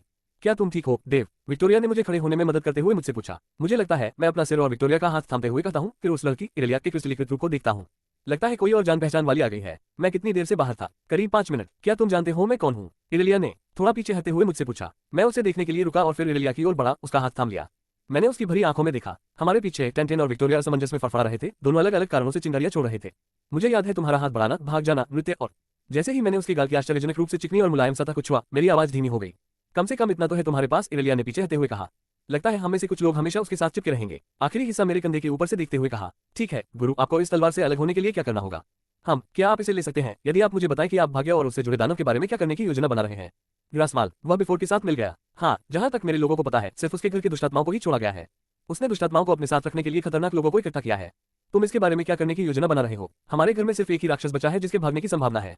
उसके बाद हम दूसरे कुलीन घरों को अपने राक्षसों से छुटकारा पाने के लिए मनाने की योजना बना रहे हैं, बिना ग्रिस्मल के उन तक पहुंचने से पहले। हमारी सबसे बड़ी समस्या दूसरे घर को मनाना और अगले हफ्ते के अंत तक मिस ग्रेस को जेल से बाहर निकालना है। ठीक है, मैं ग्रेस के मामले में मदद कर सकता हूँ। यह आसान काम होगा, लेकिन कुलीनों को समझाने के लिए हमें ग्रेस और उसके पिता की जरूरत होगी। मिस ग्रेस के पिता? हाँ, ड्यूक विस्टॉम बैंकिंग के सभी नोबल और सेलेस्टियल स्तरों पर सबसे बड़ा बैंक होने के अलावा ड्यूक विस्टॉम हाई मैच काउंसिल की कई परियोजनाओं को फंड करता है। सबसे बड़ी बात यह है कि उसे नहीं पता कि उसकी बेटी मैच काउंसिल की कालकोटरी के सबसे निचले गड्ढे में है। मुझे यकीन है कि जब ड्यूक विस्टॉम को पता चलेगा तो वह क्या करेगा, ये सोचने के लिए आपको अपनी कल्पना का ज्यादा इस्तेमाल करने की जरूरत नहीं है। सच है, तो फिर हमारा सौदा पक्का हो गया? मैंने पूछा। एक और बात, और इरेलिया झुकी और मेरे होठों पर एक नरम चुंबन दिया, जिससे मेरे अंदर एक आधी जलती हुई आग रह गई। मैं विक्टोरिया और टेंटेन की तरफ मुड़ा, लेकिन विक्टोरिया ने नजरें फेर ली। मैं कुछ कहने ही वाला था कि मैंने देखा कि इरेलिया ने हाथ उठाया। टेंटेन के साथ आगे बढ़ो, देव। टेंटेन, देव के लिए कुछ अच्छा ढूंढो, लेकिन उसके और उसके आसपास के अन्य लोगों के स्वास्थ्य के लिए इतना खतरनाक ना हो। ठीक है, तो कोई आयन ग्लास तोपे या क्षति अवशोषित करने वाला कवच या विनाश के घूमते ग्लास ब्लेड नहीं। टेंटेन पहले ही कमरे से बाहर जा चुका था और मैं उसके पीछे चला गया। टेंटेन मुझे वापस डिस्प्ले रूम में ले गया और मुझे ऊपर से नीचे तक देखा, फिर मेरी आर्मबैंड शील्ड देखने आया। टीवी ने उसे 2-3 कोनों से देखा और फिर बिना कुछ बोले तेजी से किसी चीज की तलाश में निकल गया। जल्दी वह पिघले हुए कांच के टुकड़े जैसी कोई चीज लेकर वापस आया, लेकिन टेंटेन ने चेहरे पर एक बड़ी डिजिटल मुस्कान के साथ उसे मुझे थमा दिया। ये ऑगमेंटिव ग्लास, इसे ऊपर उठाओ और तुम्हारी ढाल इसे सोख लेगी। आकारहीन कांच का ये गोला ढाल की चिकनी सतह पर बर्फ जैसे नुकीले कांटे बना देगा। इन्हें सख्त और नुकीला बनाने की बात तो करो। टेंटेन ने मजाक किया। ये वास्तव में बहुत अच्छा है टेंटेन, धन्यवाद। वाह मालिक, आप मालिक को जानते हैं, इसलिए मुझे आपके साथ अच्छा व्यवहार करना होगा। और फिर मेरे यहाँ ज्यादा लोग आते भी नहीं हैं। तभी विक्टोरिया अपनी नई तलवार कंधे पर टांगे कमरे में वापस आए। जब मैंने उसे देखा तो विक्टोरिया के चेहरे पर पहले से ज्यादा सुकून था जब मैंने उसे इरेलिया के कमरे में देखा था। उम्मीद है कि उनकी बातचीत से मामला सुलझ गया होगा। टेंटेन हमें लिफ्ट तक ले गया और जैसे ही मैंने ऊपर जाने के लिए बटन दबाया, हम दोनों ने अलविदा कहा। लिफ्ट ऊपर जाते समय हम दोनों थोड़े असहज खड़े थे, लेकिन अचानक कार रुक गई। मैंने विक्टोरिया की तरफ देखा, लेकिन वह साफ तौर पर आश्चर्य का दिखावा कर रही थी। अरे नहीं, हम क्या करें? हम सब लिफ्ट में अकेले हैं और मदद पाने का कोई रास्ता नहीं है। विक्टोरिया ने चुलबुली आवाज में बात करने की कोशिश की, लेकिन मैं हंस पड़ा। विक्टोरिया ने मुझ पर भौहें चढ़ाने की कोशिश की, लेकिन मैंने हमारे बीच की दूरी कम की और उसे अपने पैरों से उठा लिया। वह एक चीखी और मैं कोने की ओर पीट करके नीचे सरक गया, उसे अपनी बाहों में लिए हुए। जब तक हम नीचे सरकते, विक्टोरिया ने अपनी बाहें मेरी गर्दन में डाल दी थी। बहुत समय लगा दिया, विक्टोरिया ने धीरे से कहा और मेरा चेहरा अपनी ओर खींचा और हमारे होंठ एक दूसरे से छू गए, जैसे हम दुनिया से ब्रेक का आनंद ले रहे हो। जेलाटो के बाद लवेंडर और इनानियो, तुमने मुझे बहुत ज्यादा खाने पर मजबूर कर दिया। फूली हुई गोरी लोली से आने वाली एलियन और शैतानी आवाजें आने जाने वाले लोगों और संभावित ग्राहकों को डराने लगी, इसलिए लवेंडर और इना को जेलाटो की दुकान से बाहर निकाल दिया गया। इना पूरे रास्ते शिकायत करती रही और लवेंडर उसे ज्यादा ऑर्डर करने के लिए डांटती रही। आम देखने वाले के लिए यह माँ और बेटी की एक बेहतरीन तस्वीर थी। जब तक वे डार्बन की स्मृति पहुंचे, सूरज ढल चुका था। टिली स्टॉल के सामने लड़कियों का इंतजार कर रही थी। उसने इना की ओर 3 लगभग रिफ्लेक्टर जैसी छोटी सी सिरिंजें बढ़ाई। पहले तो वह उलझन में टिली से आंसू ले गई, लेकिन फिर इना को एहसास हुआ कि वे क्या है। इना ने अपना चेहरा बिगाड़ लिया, लेकिन लवेंडर और टिली दोनों ही उसके पहुंचे हुए आंसुओं को देख सकते थे। इना मुड़ी और घर की ओर वापस चलने लगी। धन्यवाद, इना के जाते ही धीमी आवाज में कहा गया। सब लोग खाना खा चुके थे उसके बाद घर पर देव के कमरे में, तो फिर यही योजना है। और हम सब सहमत हैं। कम से कम वहां पहुंचने से पहले हम जितना सहमत हो सकते हैं उतना सहमत हैं, है ना? मुझे लगता है कि हम इस बारे में बहुत बात कर चुके हैं और आज का दिन मानसिक रूप से थका देने वाला था, इसलिए मुझे लगता है कि मुझे सोने जाना चाहिए। विक और टिली, क्या तुम मुझे मेरे कमरे तक छोड़ सकते हो? इना और देव को कुछ काम निपटाना है ना? सभी लड़कियां मान गईं और इना और मुझे मेरे कमरे में अकेला छोड़कर पजामा पहने मेरे बिस्तर पर बैठ गई। 1 मीटर की सिरिंज हमारे बीच रखी थी और मैंने बोलने से पहले एक गहरी सांस ली। क्या आप तैयार हैं? तुम मुझसे क्यों पूछ रहे हो? तुम तो एक राक्षस को खाने वाले हो। वाह, मैं हंसा जब इना ने घबराहट से मेरी तरफ देखा। शुरू करने से पहले मेरा एक सवाल है। जब मैं और टिली सांप राक्षस से लड़े थे, तो उसमें कुछ लिखा था कि मैं अपनी शक्ति का इस्तेमाल न करूं या राक्षसों को नियंत्रित न करूं। जानते हो वो क्या कह रहा था? मुझे लगता है कि समस्या आपके स्तर की है। कल मैं आपको दिखा सकता हूं कि मुझे क्या पता है, लेकिन आपको इसे नेमिकोरामस जैसी किसी चीज पर इस्तेमाल करने की कोशिश नहीं करनी चाहिए। कम से कम पहले उसमें महारत हासिल किए बिना तो बिल्कुल नहीं। ये बहुत अच्छी बात है। अच्छा, क्या हम ऐसा करें? इना ने सिरिंज उठाई और उसकी नोक मेरे मुंह में डाल दी। जैसे ही उसने काली और लगातार हिलती हुई सामग्री मेरे मुंह में डाली, मुझे कुछ अलग सा महसूस होने लगा। दर्द और अकेलापन गायब हो गया। इसके बजाय मेरा शरीर गर्म होने लगा। जब इना ने दवा खत्म की तो उसने उत्सुकता से मेरी ओर देखा। मेरा शरीर गर्मी से लाल हो गया था और लगभग हाँफ रहा था। इना उठी और दरवाजा बंद कर लिया और फिर कपड़े बदल लिए। प्यारी सी लोली जो बहुत पहले गायब हो गई थी, उसकी जगह एक देवी की सुडौल शरीर ने ले ली थी और जो नाइटी उसने पहले पहनी थी वह मुश्किल से ढकी हुई थी। जैसे ही बड़ी इना मोहक अंदाज में मेरी ओर बढ़ी, राक्षसी सेक्टोबस की जहर से मेरे अंदर वासना और जरूरत उबलने लगी। ये हमारा छोटा सा रहस्य होगा, इना ने मुझसे फुसफुसाते हुए कहा जैसे ही उसने मोमबत्ती बुझाई और मेरे साथ बिस्तर पर आ गई। जैसे ही हमारे शरीर जुड़े, मेरे सीने पर एक नया निशान उभर आया। मैंने उसके शरीर को इस तरह हिलाया कि वह घुटनों के बल बैठ गई और मैं उसके पीछे गया। उसकी गुलाबी पैंटी को एक तरफ खींचकर अपनी जीभ उसकी गीली दरार में गहराई तक डाल दी। जैसे ही मैंने अपनी जीभ जोर से उसके शरीर के अंदर डाली, इना खुशी से चीख पड़ी। उसने आनंद में हांफते हुए खुद को अलग करने की कोशिश की, लेकिन मैंने उसके कूल्हों को पकड़ लिया और उसे अपनी जीभ में जकड़ लिया जो उसकी धड़कती हुई योनि पर लगी। अचानक इना चीख पड़ी और उसके मीठे रस की एक गर्म धार मेरे चेहरे पर बह निकली। मैंने उसके कूल्हों को पकड़े हुए अपना चेहरा हटाते हुए उसके शरीर को कांपते और हिलते हुए महसूस किया। जैसे ही मैंने अपना लिंग इना के टपकते छेद के पास पहुंचाया, मेरा धड़कता हुआ लिंग धड़कने लगा। कृपया डेव, मुझे चाहिए। मैंने उसे पूरा नहीं होने दिया और अपना कठोर लिंग उसकी गीली त्वचा में ठूस दिया और वो फिर से आनंद से चीख पड़ी। मैंने उसके बाल पकड़े और उसके शरीर को अपने से सटल लिया, उसके स्तनों को पकड़ते हुए अंदर बाहर करता रहा और उसके रस को अपने लिंग से रिश्ते हुए महसूस किया। मैंने उसकी गर्दन को चूमा और उसके कानों के लोबों को काटा, साथ ही उसके उभरे हुए निप्पलों से खेलता रहा जिससे वो आनंद से कराह उठी। देव, अभी तो ये बहुत बड़ा लग रहा है। मुझे लगता है मैं फिर से झड़ने वाला हूँ। जैसे ही उसने मुझे ये शब्द चिल्लाकर कहे, मैंने अपनी गति बढ़ा दी और मुझे अंदर दबाव बढ़ता हुआ महसूस हो रहा था। जैसे ही मैंने महसूस किया कि उसका शरीर मेरे चारों ओर कस रहा है, मैं इना में स्खलित हो गया और उसका शरीर जोर से कांप उठा जब उसने हमारे आखिरी धक्कों के साथ अपना सिर मेरे ऊपर रख दिया। जब मैंने आखिरकार बाहर निकाला तो इना की आंखें घूम गईं और उसके पसीने से लथपथ चेहरे पर चक्कर आने की मुस्कान थी। राक्षस का विष समाप्त हो जाने के बाद भी हमारा संबंध लंबे समय तक कायम रहा। अध्याय 36 नेमिकोराम से जब मेरी आंखें खुली तो मैं बिस्तर पर अकेली थी। कपड़े पहनते हुए पिछली रात की यादें मेरे मन में कौंध गईं। मुझे अंदाजा भी नहीं था कि इना ने भी ऐसा ही महसूस किया होगा और रात तो आनंदमय थी, लेकिन हर लड़की के व्यवहार ने मेरे विचारों में छेद कर दिए। वे अपनी भावनाओं को इतने बेबाक क्यों कहते हैं? मुझे ऐसा लगा जैसे मुझे किसी उपयोगी चीज की तरह बेचा जा रहा हो। ऐसा नहीं कि मैं शिकायत करूं, पर मेरा दिमाग कहता है कि इससे समस्याएं पैदा होंगी। शायद मुझे बाद में लवेंडर से इस बारे में बात करनी चाहिए। अपना लाल कोट पहनकर मैं अपने कमरे से बाहर निकला और हॉल में गया। मुझे हैरानी हुई कि सभी लड़कियां इंतजार कर रही थी और जाने के लिए तैयार थी। इना फिर से लोली बन गई थी और लवेंडर उसकी एक चोटी नोच रही थी, जबकि इना उससे लड़ने की कोशिश कर रही थी। टिली विक्टोरिया से बात कर रही थी, जिसने एक नया प्लेट कवच पहना हुआ था जो उस दानव स्टेनलेस स्टील से चमक रहा था जो टिली और मुझे गेरशाह से मिला था। दरवाजा खोलते ही मैंने जल्दी से उन सबको आराम करते देखा, फिर सबकी नजरें मेरी तरफ मुड़ गई। टिली ने हरे और सफेद रंग की ड्रेस पहनी हुई थी और विक्टोरिया के बगल में अपने चमकदार कवच में खड़ी थी। लवेंडर ने गुलाबी और नीले रंग की ड्रेस पहनी हुई थी जिसके दोनों पैरों पर कट लगा हुआ था, जबकि इना ने एक प्यारी सी गुलाबी रंग की फ्रिल वाली ड्रेस पहनी हुई थी जो शायद लवेंडर ने ही उसे पहनाई होगी। तो क्या हम सब तैयार हैं? हम सब बाथरूम की तरफ चल पड़े, लेकिन इना ने अपनी गति थोड़ी धीमी कर ली और अपने छोटे छोटे कुल्हे मुझसे टकराने लगी। मैंने नीचे देखा और उसने लड़कियों के साथ चलने से पहले मुझे शरारती अंदाज में आंख मारी। मैं भी उसके पीछे पीछे गया और जब हमने दरवाजा खोला तो कोई बड़ी पीली आंख हमारा इंतजार नहीं कर रही थी। इसके बजाय हमारे सामने आकाशगंगाओं के आकाश में तैरता एक रास्ता था। तारे और ग्रह उस 2 मीटर लंबे रास्ते की पृष्ठभूमि थे जिस पर हमें चलना था और यह एक विशाल मंच की ओर जाता था। उस मंच के अंत में एक सीढ़ी थी जो एक दरवाजे तक जाती थी। जैसे ही हम पहले प्लेटफॉर्म पर पहुंचे, जिस रास्ते से हम आए थे वह ऐसे गायब हो गया मानो कभी था ही नहीं। आकाशगंगाओं से रंगी हुई सतहों से 4 चबूतरे उठे जिन पर 4 प्राणी खड़े थे। हर चबूतरे की त्वचा गहरे अंतरिक्ष के कालेपन से ढकी थी, जिसमें दरारें और दरारें थी जिनसे प्रकाश निकल रहा था और प्रकाशहीन पीठ के बावजूद पेज ईविल ने लहरते काले धुंध को उजागर कर दिया। सावधान रहो और अकेले मत फंसो, मैंने लाइट ब्लेड के लिए हाथ कमान को सक्रिय करते हुए चिल्लाया। सफेद ब्लेड तब तक नहीं रुका जब तक कि उसने अपना दानव रूप धारण नहीं कर लिया। दानव शिकारी, मैंने चिल्लाया जब टिली ने अपने लाल दबादे के नीचे हाथ डाला। टिली ने एक बड़ी कांच की त्रिकोणीय राइफल निकाली जिससे मैं तुरंत परिचित हो गया, लेकिन मैं उलझन में था कि उसे यह कैसे मिली, लेकिन फिर मुझे वह केप याद आ गया। टिली ने बंदूक चलाने की कोशिश की, लेकिन उससे निकली किरण राक्षसों के कालेपन में समा गई। इसे फेंको और सब मेरे पास आ जाओ। लेवेंडर, एक दीवार बनाओ और रीना के साथ मेरे पास आओ। वहां से चीजें तेजी से आगे बढ़ने लगी और सबने मेरे आदेशों का पालन किया। टिली ने आयन ग्लास तोप फेंकी और मेरी ओर दौड़ी। विक्टोरिया उस तोप से पीछे हटी जिससे वह उलझी हुई थी और दौड़कर मेरे पास पहुंची। आकाशगंगा के तल से एक मिट्टी की दीवार सी उठी हुई थी, मानो सिर्फ सतह ही रंगी हुई हो और बाकी नीचे बस सामान्य जमीन हो। जैसे ही मैंने अपना हाथ ऊपर उठाया, सभी लड़कियां मेरे पास आ गईं। कांच के टूटने की आवाज सुनते ही हमारे चारों ओर एक ढल सी बनने लगी। तह बूम। पहले चरण में शून्यता ने हमें बहरा कर दिया था और हम भाग्यशाली थे कि ढल दूसरे चरण से पहले ही समाप्त हो गई। अंदर से भी हम उस भीषण विस्फोट की गर्मी महसूस कर सकते थे और सभी लड़कियों ने मुझे कसकर पकड़ रखा था क्योंकि मेरे आर्मबैंड से और भी कांच और धातु के रेशे भर रहे थे। मैंने नीचे देखा और ये देखकर हैरान रह गया कि यह खतरनाक रूप से कम हो रहा था। मेरे आर्मबैंड का धागा खत्म होने से पहले ही विस्फोट थम गया, लेकिन इससे ये संकेत मिला कि ऑगमेंटिव ग्लास के बाद भी ढाल की अपनी सीमाएं हैं। मैंने सभी लड़कियों की तरफ देखा और वे सब ठीक लग रही थी, बस थोड़ी हिली हुई थी। इना को छोड़कर सभी ने खुद को अलग कर लिया, जो बाकियों से थोड़ी देर तक टिकी रही। ढाल गिर गई और आकाशगंगा का दृश्य गायब हो गया, बस एक चौड़ी और ध्वस्त गुफा रह गई। जहां पहले सीढ़ियां और दरवाजे थे, वहां दीवार में एक बड़ा सा छेद हो गया था। मैं लड़कियों की तरफ मुड़ी, लेकिन जब हम सब ने गर्जना सुनी तो मैं स्तब्ध रह गई। मेरे पालतू जानवरों, मेरे विस्टा, तुमने मेरा घर नष्ट कर दिया है। मेरे सामने आओ नश्वर बच्चों, और मैं तुम्हारी आत्मा को खा जाऊंगा।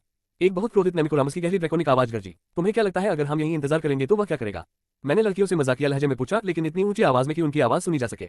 तुम अपने आप को क्या समझते हो? मैं तुम्हें सुन सकता हूँ, तुम्हें पता है। तुम्हें क्या लगता है वह कितना गुस्सा हो जाएगा? इस बार टिली ने ऊंची आवाज में पूछा। मुझे वहां आने के लिए मजबूर मत करो। ड्रैगन की आवाज में अभी भी गर्मी थी, लेकिन वह अब चिल्ला नहीं रहा था, लगभग थोड़ा हिचकिचा रहा था। ओह, लेकिन हमारे पास आना तुम्हारे लिए ज्यादा सुविधाजनक होगा, इसलिए जरूर आओ, यहाँ आओ। लेवेंडर की आवाज ने नेमिकोरामस को समझाने की कोशिश की, लेकिन तभी ड्रैगन बहाने बनाने लगा।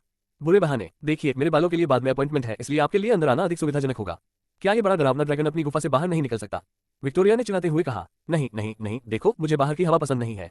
यहाँ घुटन है और मुझे यहाँ की हवा की आदत हो गई है, इसलिए अगर तुम सब यहाँ आ जाओ ताकि मैं तुम्हें खा सकूं तो सब ठीक हो जाएगा। ड्रैगन मानसिक रूप से टूटने की कगार पर लग रहा था, लेकिन हमने हार नहीं मानी। हम सबने घंटों ड्रैगन को ताने मारे और उसका मजाक उड़ाया, लेकिन कोई भी उपाय उसे अपनी गुफा से बाहर नहीं ला सका जब तक कि टिली को एक तरकीब नहीं सूझी। टिली ने फिर से अपने पीछे हाथ डाला और एक औषधि निकाली। उस पर लिखा था जादुई जानवर बहुरूपी रस। अब बस ये तय करना बाकी था कि नेमिकोरामस को उसकी खास गुफा से बाहर निकालने के लिए कौन सी मादा ड्रैगन बनेगी। शुरू से ही यही योजना थी। लेवेंडर को नेमिकोरामस के बारे में कुछ जानकारी मिल गई थी, जो अपनी गुफा से बाहर कभी नहीं निकलता था सिवाय उसके विशाल सिर को बाहर निकालने के। इस जानकारी ने हमें सोचने पर मजबूर कर दिया कि उसे हराने का राज उसे उसकी गुफा से बाहर निकालना ही था, लेकिन सब कुछ योजना के मुताबिक नहीं हो रहा था। नेमिकोरामस अपनी गुफा से बाहर नहीं निकलना चाहता था, इसलिए हमने जो अनुमान लगाया वह सही था, लेकिन फिर भी उसके बाहर न आने की समस्या से निपटने में हमारी मदद नहीं हुई। इसलिए जब टिली ने विक्टोरिया को औषधि देने की पेशकश की तो हमने उस पर अपना पूरा दांव लगा दिया था। क्या मुझे इसे लेना होगा? विक्टोरिया ने हल्के नीले रंग के तरल पदार्थ को देखते हुए शिकायत की। तुम और मैं उस मीट हाउस में चले गए जहां तुम सब खा सकते हो, सिर्फ हम दोनों, ठीक है? मैंने विक्टोरिया से कहा, लेकिन जैसे ही मैंने आखिरी बात कही, खाली औषधि की शीशी हवा में उड़ने लगी। विक्टोरिया बढ़ने और बड़ी होने लगी। उसका शरीर और कवच फैलने लगे, उसकी पीठ से पंख फूटने लगे। जल्द ही एक विशाल स्टेनलेस स्टील का ड्रैगन हमारे सामने आ खड़ा हुआ। ड्रैगन होने के बावजूद विक्टोरिया बेहद खूबसूरत थी। मैं कैसी दिखती हूँ? शानदार। मेरा मतलब है तुम इतनी चमकदार हो कि मैं तुम्हें मुश्किल से देख पा रहा हूँ, यहाँ तक कि कम रोशनी में भी। जहाँ तक मैं देख पा रहा हूँ तुम बहुत अच्छी लग रही हो, लेकिन चलो योजना पर चलते हैं। विक्टोरिया ने अपना ड्रैकोनिक सिर हिलाया और उस जगह के पास पहुंच गई जहाँ एक दरवाजा और सीढ़ी थी। टिली और रीना बाएं मुड़ गई और लेवेंडर मेरे साथ रही। योजना ये थी कि विक्टोरिया से नेमिकोरामस का चित्र बनवाया जाए और हम योजना शुरू करेंगे। हम यही चाहते थे। विक्टोरिया ने छिपे हुए दानव ड्रैगन को चुनौती देते हुए दहाड़ लगाई और पीछे हट गई। ओह, यह क्या है? क्या तुम मेरे लिए कोई उपहार लाए हो? जैसे जैसे नेमिकोरामस पास आता गया, उसकी आवाज में दिलचस्पी बढ़ती गई। विक्टोरिया पीछे हटने लगी, लेकिन एक विशाल पंजों और शल्कों वाला हाथ दीवार से टकराकर उसे नीचे गिरा दिया। उसके पंजे उसके बेदाग शल्कों को ऐसे चीर रहे थे मानो वह इंसानी मांस हो, और विक्टोरिया दर्द से चीख पड़ी। प्रहार प्रहार। जैसे ही लेवेंडर ने उभरते हुए विशाल राक्षसी ड्रैगन पर आग और मिट्टी फेंकी, मेरे शरीर पर पड़े निशान गर्म होने लगे। मैंने विक्टोरिया के ड्रैगन रूप की पीठ और बगलों में गहरे जख्मों से खून रिसते देखा। टिली विक्टोरिया को छुड़ाने की कोशिश में अकेली आगे बढ़ी। प्रहार प्रहार। इना उसे रुकने के लिए चिल्ला रही है और मैं अब उभरता हुआ दूसरा पंजा देख सकता हूँ। ये राक्षस उनकी कल्पना से भी ज्यादा विशाल था। मेरे मन में बस यही विचार था, क्या मैं इन्हें बचा सकता हूँ? मैं इन औरतों को जिनसे मैं प्यार करता हूँ कहाँ ले आया हूँ? मैं इन्हें फिर से खोना नहीं चाहता। प्रहार प्रहार। अंधेरा, फिर एक आवाज, फिर एक और। क्या आप शक्ति चाहते हैं? आपको हमारी जरूरत है। आइए हम इन्हें तोड़ें और फिर इनके अनंत आनंद को पिएं। यदि आप हावी होना चाहते हैं तो मुझे मदद करने दीजिए। हमारी शक्ति ले लो और हम आपकी अच्छी सेवा करेंगे। उन्हें अस्वीकार करो, तुम्हें मेरी जरूरत है। प्रहार प्रहार। मेरे मन के अंधेरे में समय मेरे सामने ठहर सा गया था। शैतानी आवाजें शक्ति के वादे दोहरा रही थी और मेरे सामने नश्वर समस्याएं खड़ी थी। अनुरोधों को अस्वीकार करना मुश्किल हो रहा था। विक्टोरिया, जो हमेशा मेरे पास वापस आने की इतनी कोशिश करती रहती थी, मर रही थी। मैं हिचकिचा नहीं सकता और उस अंधेरी जगह में पहुंचकर सांप दानव को पकड़ लेता हूं और उसे अपनी गिरफ्त में ले लेता हूं। मेरे निशानों से काली लपटें फूटने लगती हैं और वे हिलती डुलती और जानलेवा सांपों में बदल जाती हैं जो मेरी बाहों से नीचे की ओर दौड़ते हैं। मैंने दोनों हाथों से दानव लाने वाले को पकड़ लिया और काला सांप सुनहरी लिप्टों पर रेंगता हुआ उनके साथ नाचने लगा। नेमिकोरामस। मैं चीखा और तुरंत विक्टोरिया को जकड़े हुए पंजों की तरफ बढ़ा और 5 पंजों वाली उंगलियों में से 4 उंगलियां टूटकर गिर गईं और उसका शरीर आखिरकार सिकुड़कर अपने सामान्य आकार में आ गया। राक्षस का जादू शायद इस बदलाव को रोक रहा होगा। बिना समय गंवाए मैं दूसरे पंजे के सामने था, लेकिन दानव ने अपनी मुट्ठी बंद कर ली और वह डायमंड ब्रिंगर से टकरा गया। मैंने टिली को अपना रास्ता बदलने और वापस आने का समय दिया, लेकिन मैं वापस दीवार में जा धंसा। दानव की अतिरिक्त शक्ति के बावजूद वह पर्याप्त नहीं थी। यही विचार मेरे मन में थे जब मैंने खुद को मलबे से बाहर निकाला और विक्टोरिया की ओर वापस कूद गया। क्या आप ठीक हैं? मैंने पूछने की कोशिश की, लेकिन नेमिकोरामस ने जवाब देने से पहले ही बात काट दी। तुम मुझसे मुंह मोड़ रहे हो। बिना किसी नुकसान की मुट्ठी अचानक टिली और मुझ पर लगी, जिससे हम दोनों हवा में उछलकर दीवार से टकरा गए। मैंने टिली को पकड़ लिया और ज्यादातर नुकसान झेल लिया, लेकिन अब ये बहुत बुरा लगने लगा था। अगर हम जल्दी से कुछ नहीं समझ पाते तो हम सब मर जाते, लेकिन तभी टिली ने अपनी कलाई आगे बढ़ाई। अवतार पहले से ही दिखाई दे रहा था और मैंने चमकती हुई पट्टी देखी। श्रृंखला अभिक्रिया, सब लोग अपना सब कुछ दे दो, तुम्हारे पास जो कुछ भी है उसके साथ। मैंने टिली की तरह चिल्लाया और मैं ड्रैगन पर टूट पड़ा। श्रृंखला अभिक्रिया। टिली अपने चांदी के हथौड़े से आगे बढ़ी और ड्रैगन की नाक पर जा लगी। ड्रैगन की गर्दन पर कांटों के समूह ऊपर की ओर उठे और गर्दन कसकर बंद हो गई। मैं उछला और किसी तरह इना वहां पहुंच गई, स्पिन किक के बीच में। मैंने किक मारी और हम दोनों जुड़ गए, ड्रैगन की गर्दन की ओर तेजी से गिरे। नेमिकोरामस ने अपने पंजे वाले हाथ से ऊपर पहुंचने की कोशिश की, लेकिन खून से लथपथ विक्टोरिया ने बिल्कुल सही समय पर एक सटीक जवाबी हमला करके हमले को नाकाम कर दिया। दानव लाने वाला दानव के मांस में से रिसता हुआ निकल गया और दानव सांपों ने घाव को चीरकर खोल दिया। जैसे ही ब्लेड दानव की गर्दन के आर पार हुआ, वह काले किरणों में फट गया। ओह नहीं, मैंने कराहते हुए कहा, लेकिन जल्दी से विक्टोरिया की ओर देखा, लेकिन एना वापस उसकी देखभाल करने लगी थी। देव, तुम हमारे कब्जे में हो, पीछे ले जाओ। और लवेंडर की आवाज धीरे धीरे धीमी होती गई, यहाँ तक कि मुझे कोई आवाज सुनाई नहीं दी। अचानक मैं एक खाली जगह में था और मेरे सामने 4 राक्षस खड़े थे। हर एक आदमी और औरत की परछाई जैसा लग रहा था, लेकिन मैं बेहतर जानता था। जब हम 5 वर्ष के होते हैं तो हम एक होते हैं। इसका क्या मतलब है? 5 राक्षसों के साथ हम सब तुम्हारे साथ एक हो जाते हैं और फिर हम बदल जाते हैं। हार जाओ और हमें एक नया राक्षस पैदा करने दो, या जीतो और अपना श्राप हटाओ। तुम्हारा पुनर्जन्म शेरवोम में होगा। जीतो और जीवित रहो। मैं बहस करना, चीखना, विनती करना या कुछ और करना चाहता था, लेकिन मुझे लगा कि दुनिया मेरे हाथ से निकल गई है। चेतावनी, मिनी गेम सक्रिय शेरवोम द डेमन रियल में अपने भीतर के राक्षसों की आत्माओं को बचाइए या उनकी महत्वाकांक्षाओं का शिकार बन जाए। वर्तमान स्तर और सिस्टम अक्षम है। नया चरित्र और सिस्टम डाउनलोड आवश्यक है। सक्रिय हो रहा है। इस अध्याय के साथ पुअर मैन रिबॉर्न का पहला खंड समाप्त होता है। दूसरे खंड में देव अपने राक्षसों की आत्माओं को बचाने के लिए शेरवोम द डेमन रियल से गुजरता है। मुझे उम्मीद है कि अब तक सभी को ये किताब पसंद आई होगी और आप भी इसे पढ़ते रहेंगे और इस रोमांचक अनुभव का आनंद लेते रहेंगे। मेरे सभी पाठकों और समर्थकों का धन्यवाद। आप लोग सिर्फ पढ़कर ही मुझे लिखने में मदद करते हैं। अध्याय 37, पूर्व निर्मित पार्टी प्रणाली और दुनिया डाउनलोड करना। शेरवोम द डेमन रियल। पिछली व्यवस्था और विश्व रुक गया। ये सभी स्क्रीन मेरे हेचडी में चमक रही थी, लेकिन बाकी सब कुछ बिल्कुल काला था। नई प्रणाली सक्रिय, जादू संयोजन प्रणाली सक्रिय, यादृच्छिक जादू सक्रिय, पृथ्वी प्रकार का जादू। जादू को संयोजित करने के लिए अपनी टीम के साथ मिलकर काम करें। क्या हो रहा है? मैं तो अभी लड़कियों के साथ गुफा में था, फिर अंधेरे में क्यों हूँ? क्या मुझे कुछ हुआ है? चेतावनी, मिनी गेम 3-2-1 में सक्रिय हो रहा है। मुझे खट्टी शराब की गंध आ रही थी और जो भी मेरे आसपास था उसे नहाने की जरूरत थी। पाइप का धुआं और गीली बिल्ली पास ही थी, साथ ही सरीसृपों की कस्तूरी जैसी गंध भी।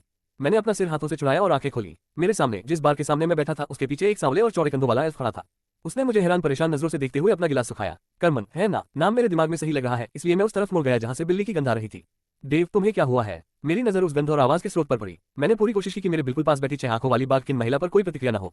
वह खूबसूरत थी, लेकिन मुझे राक्षस बाघ के साथ लड़ाई की झलकियां बार बार दिखाई दे रही थी। हेलो, उसने मुझसे फिर पूछा, लेकिन इस बार उसने मुझे हिलाया। मुझे सच में समझ नहीं आ रहा था कि क्या प्रतिक्रिया दूं। मैं उस व्यक्ति को जानता तो था, लेकिन मुझे सब कुछ समझने में दिक्कत हो रही थी।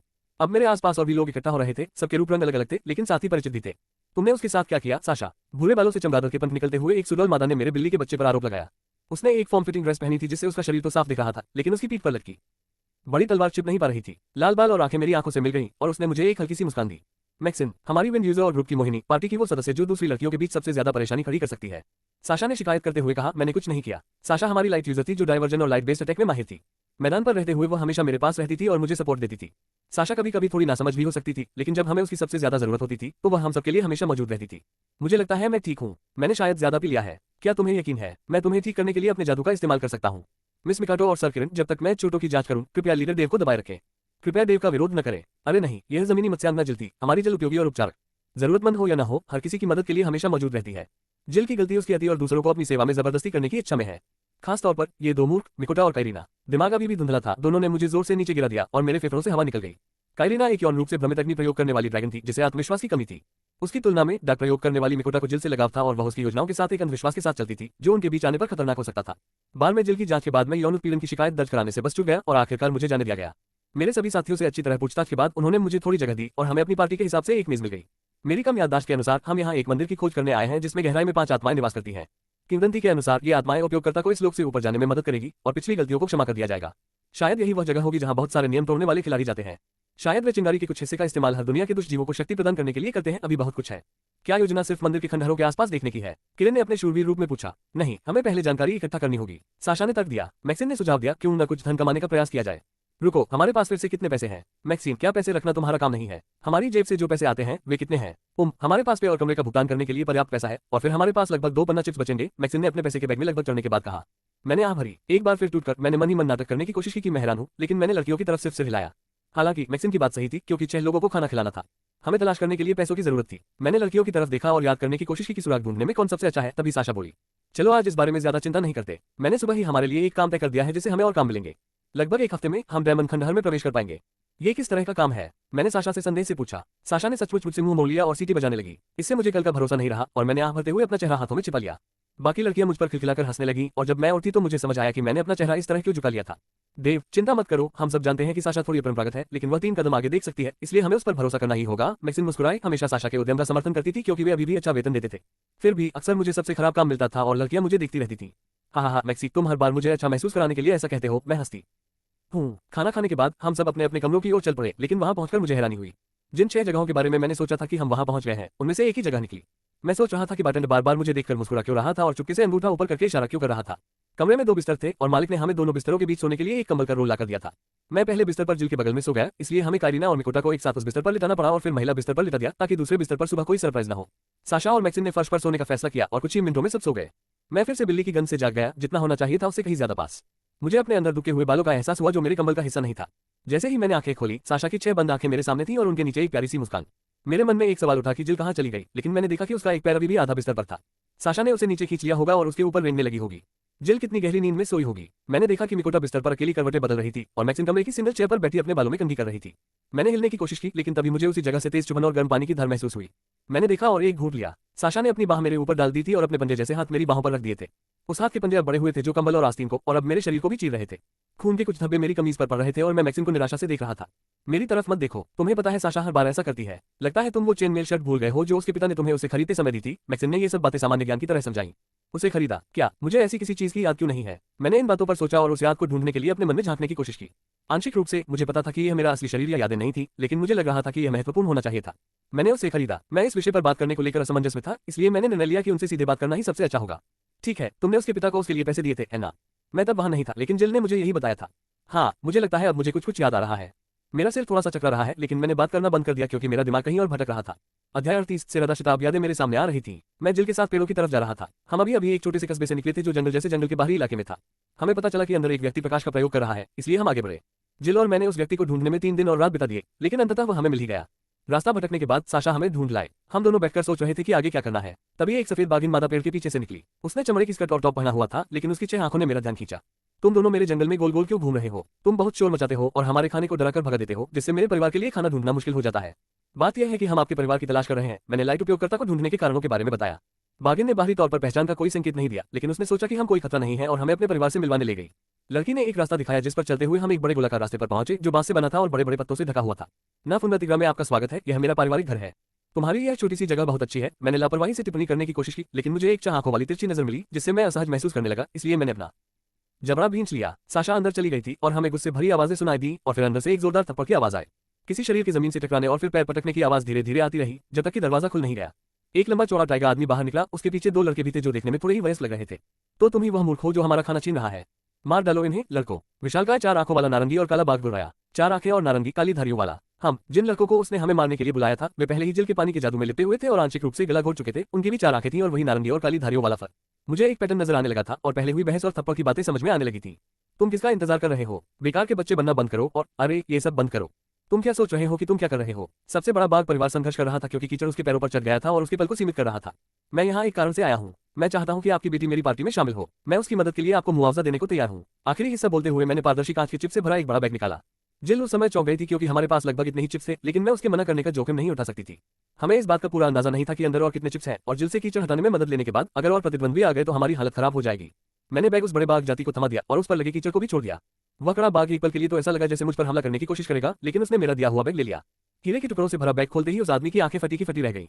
क्षण भर के लिए अपना संयम खोते हुए बाघ के ढीले जबड़े से अनायासी एक प्रश्न निकल पड़ा। क्या तुम्हें यकीन है कि यह ठीक है? उसका दिमाग अपनी जगह पर आ गया, साथ ही उसका मुंह और हाथ भी बैग को पकड़े हुए। अब उसके चेहरे पर जो भाव थे वे पहले वाले गुस्से वाले भाव से कहीं ज्यादा भयानक थे। अब बाघ आदमी मुस्कुरा रहा था और वह हाँफते हुए 2 लड़कों की तरफ मुड़ा। जाओ, सिरादाशिता को बुलाओ, उससे कहो कि अपना सारा सामान समेटे और यहाँ आ जाए अभी। बाघ अपने बेटों पर दहाड़ा और फिर मेरी ओर मुड़ा। खैर, मैं ये तो नहीं कह सकता कि मुझे उसकी याद आएगी। एक मुंह कम खिलाना है, समझे? यहाँ बाहर इसका कुछ मतलब है। मेरा नाम ग्रेस्टामोर का है और इस तोहफे के लिए मैं तुम्हारा आभारी हूँ, लेकिन यहाँ कभी वापस मत आना, सुना? ग्रेस्टामोर का मुड़कर वापस अंदर चला गया, लेकिन तभी जिल ने मेरा हाथ पकड़ लिया और मुझे अपने पास खींच लिया। तुम क्या कर रहे हो? ये तो हमारे सारे चिप्स हैं। इसके बाद हम क्या करेंगे? जिल की आवाज चिंता से भरी हुई थी। मुझे पता है, लेकिन कौन जाने अंदर या आसपास और कितने लोग हैं। हम तो पहले ही रास्ता भटक चुके हैं और जब से हम इस जगह पर आए हैं इन लोगों के अलावा हमने किसी को नहीं देखा है। ऐसा नहीं है कि हम स्थानीय वन्यजीवों को रिश्वत देकर बता दें कि हमें कैसे निकलना है। जिल के पीछे हटते ही मेरे हाथ पर दबाव कम हुआ और फिर चला गया। उसने बहस नहीं की क्योंकि मैंने अपनी बात समझा दी थी। अचानक शोरगुल की आवाज सुनकर हम दोनों मुड़े। ग्रेस्टामोर काका ने अपनी बेटी को फ्लैप से बाहर धकेल दिया और उसके पीछे पीछे चल पड़ा। उसने कंधे पर एक चेनमेल शर्ट लटका रखी थी और जब वह झोपड़ी के चारों ओर बने बरामदे से नीचे उतरा तो उसने उसे मेरी ओर फेंक दिया। मैंने धातु के छल्लों के ढेर को ओम्फ की आवाज से पकड़ लिया और मुझे गिरने से बचाने के लिए एक कदम पीछे हटना पड़ा। अगर तुम अपनी मर्जी से उसे ले जाना चाहती हो तो तुम्हें इसकी जरूरत पड़ेगी, वरना वह तुम्हें टुकड़े टुकड़े कर देगी। उसके नए मालिक के पास जाओ और उसकी बात सुनो, मोली। ग्रेस्टाम और काका ने अपना हाथ उठाया, लेकिन सेरादाशिता आंखों में डर लिए तेजी से मेरे पास आए। वह मेरे सामने घुटनों के बल बैठ गई। पहले वाली मजबूत और खामोश लड़की अब नहीं रही, अब वह बस एक और प्रताड़ित और डरी हुई लड़की थी। मैं उसके सामने घुटनों के बल बैठ गया और उसके कान में झुक गया। उसका शरीर डर से कांप रहा था। चलो हम यहाँ से चलें क्या? मैंने धीरे से पूछा। कंपन कम हुआ और मैं खड़ा हुआ और उसे अपना हाथ दिया।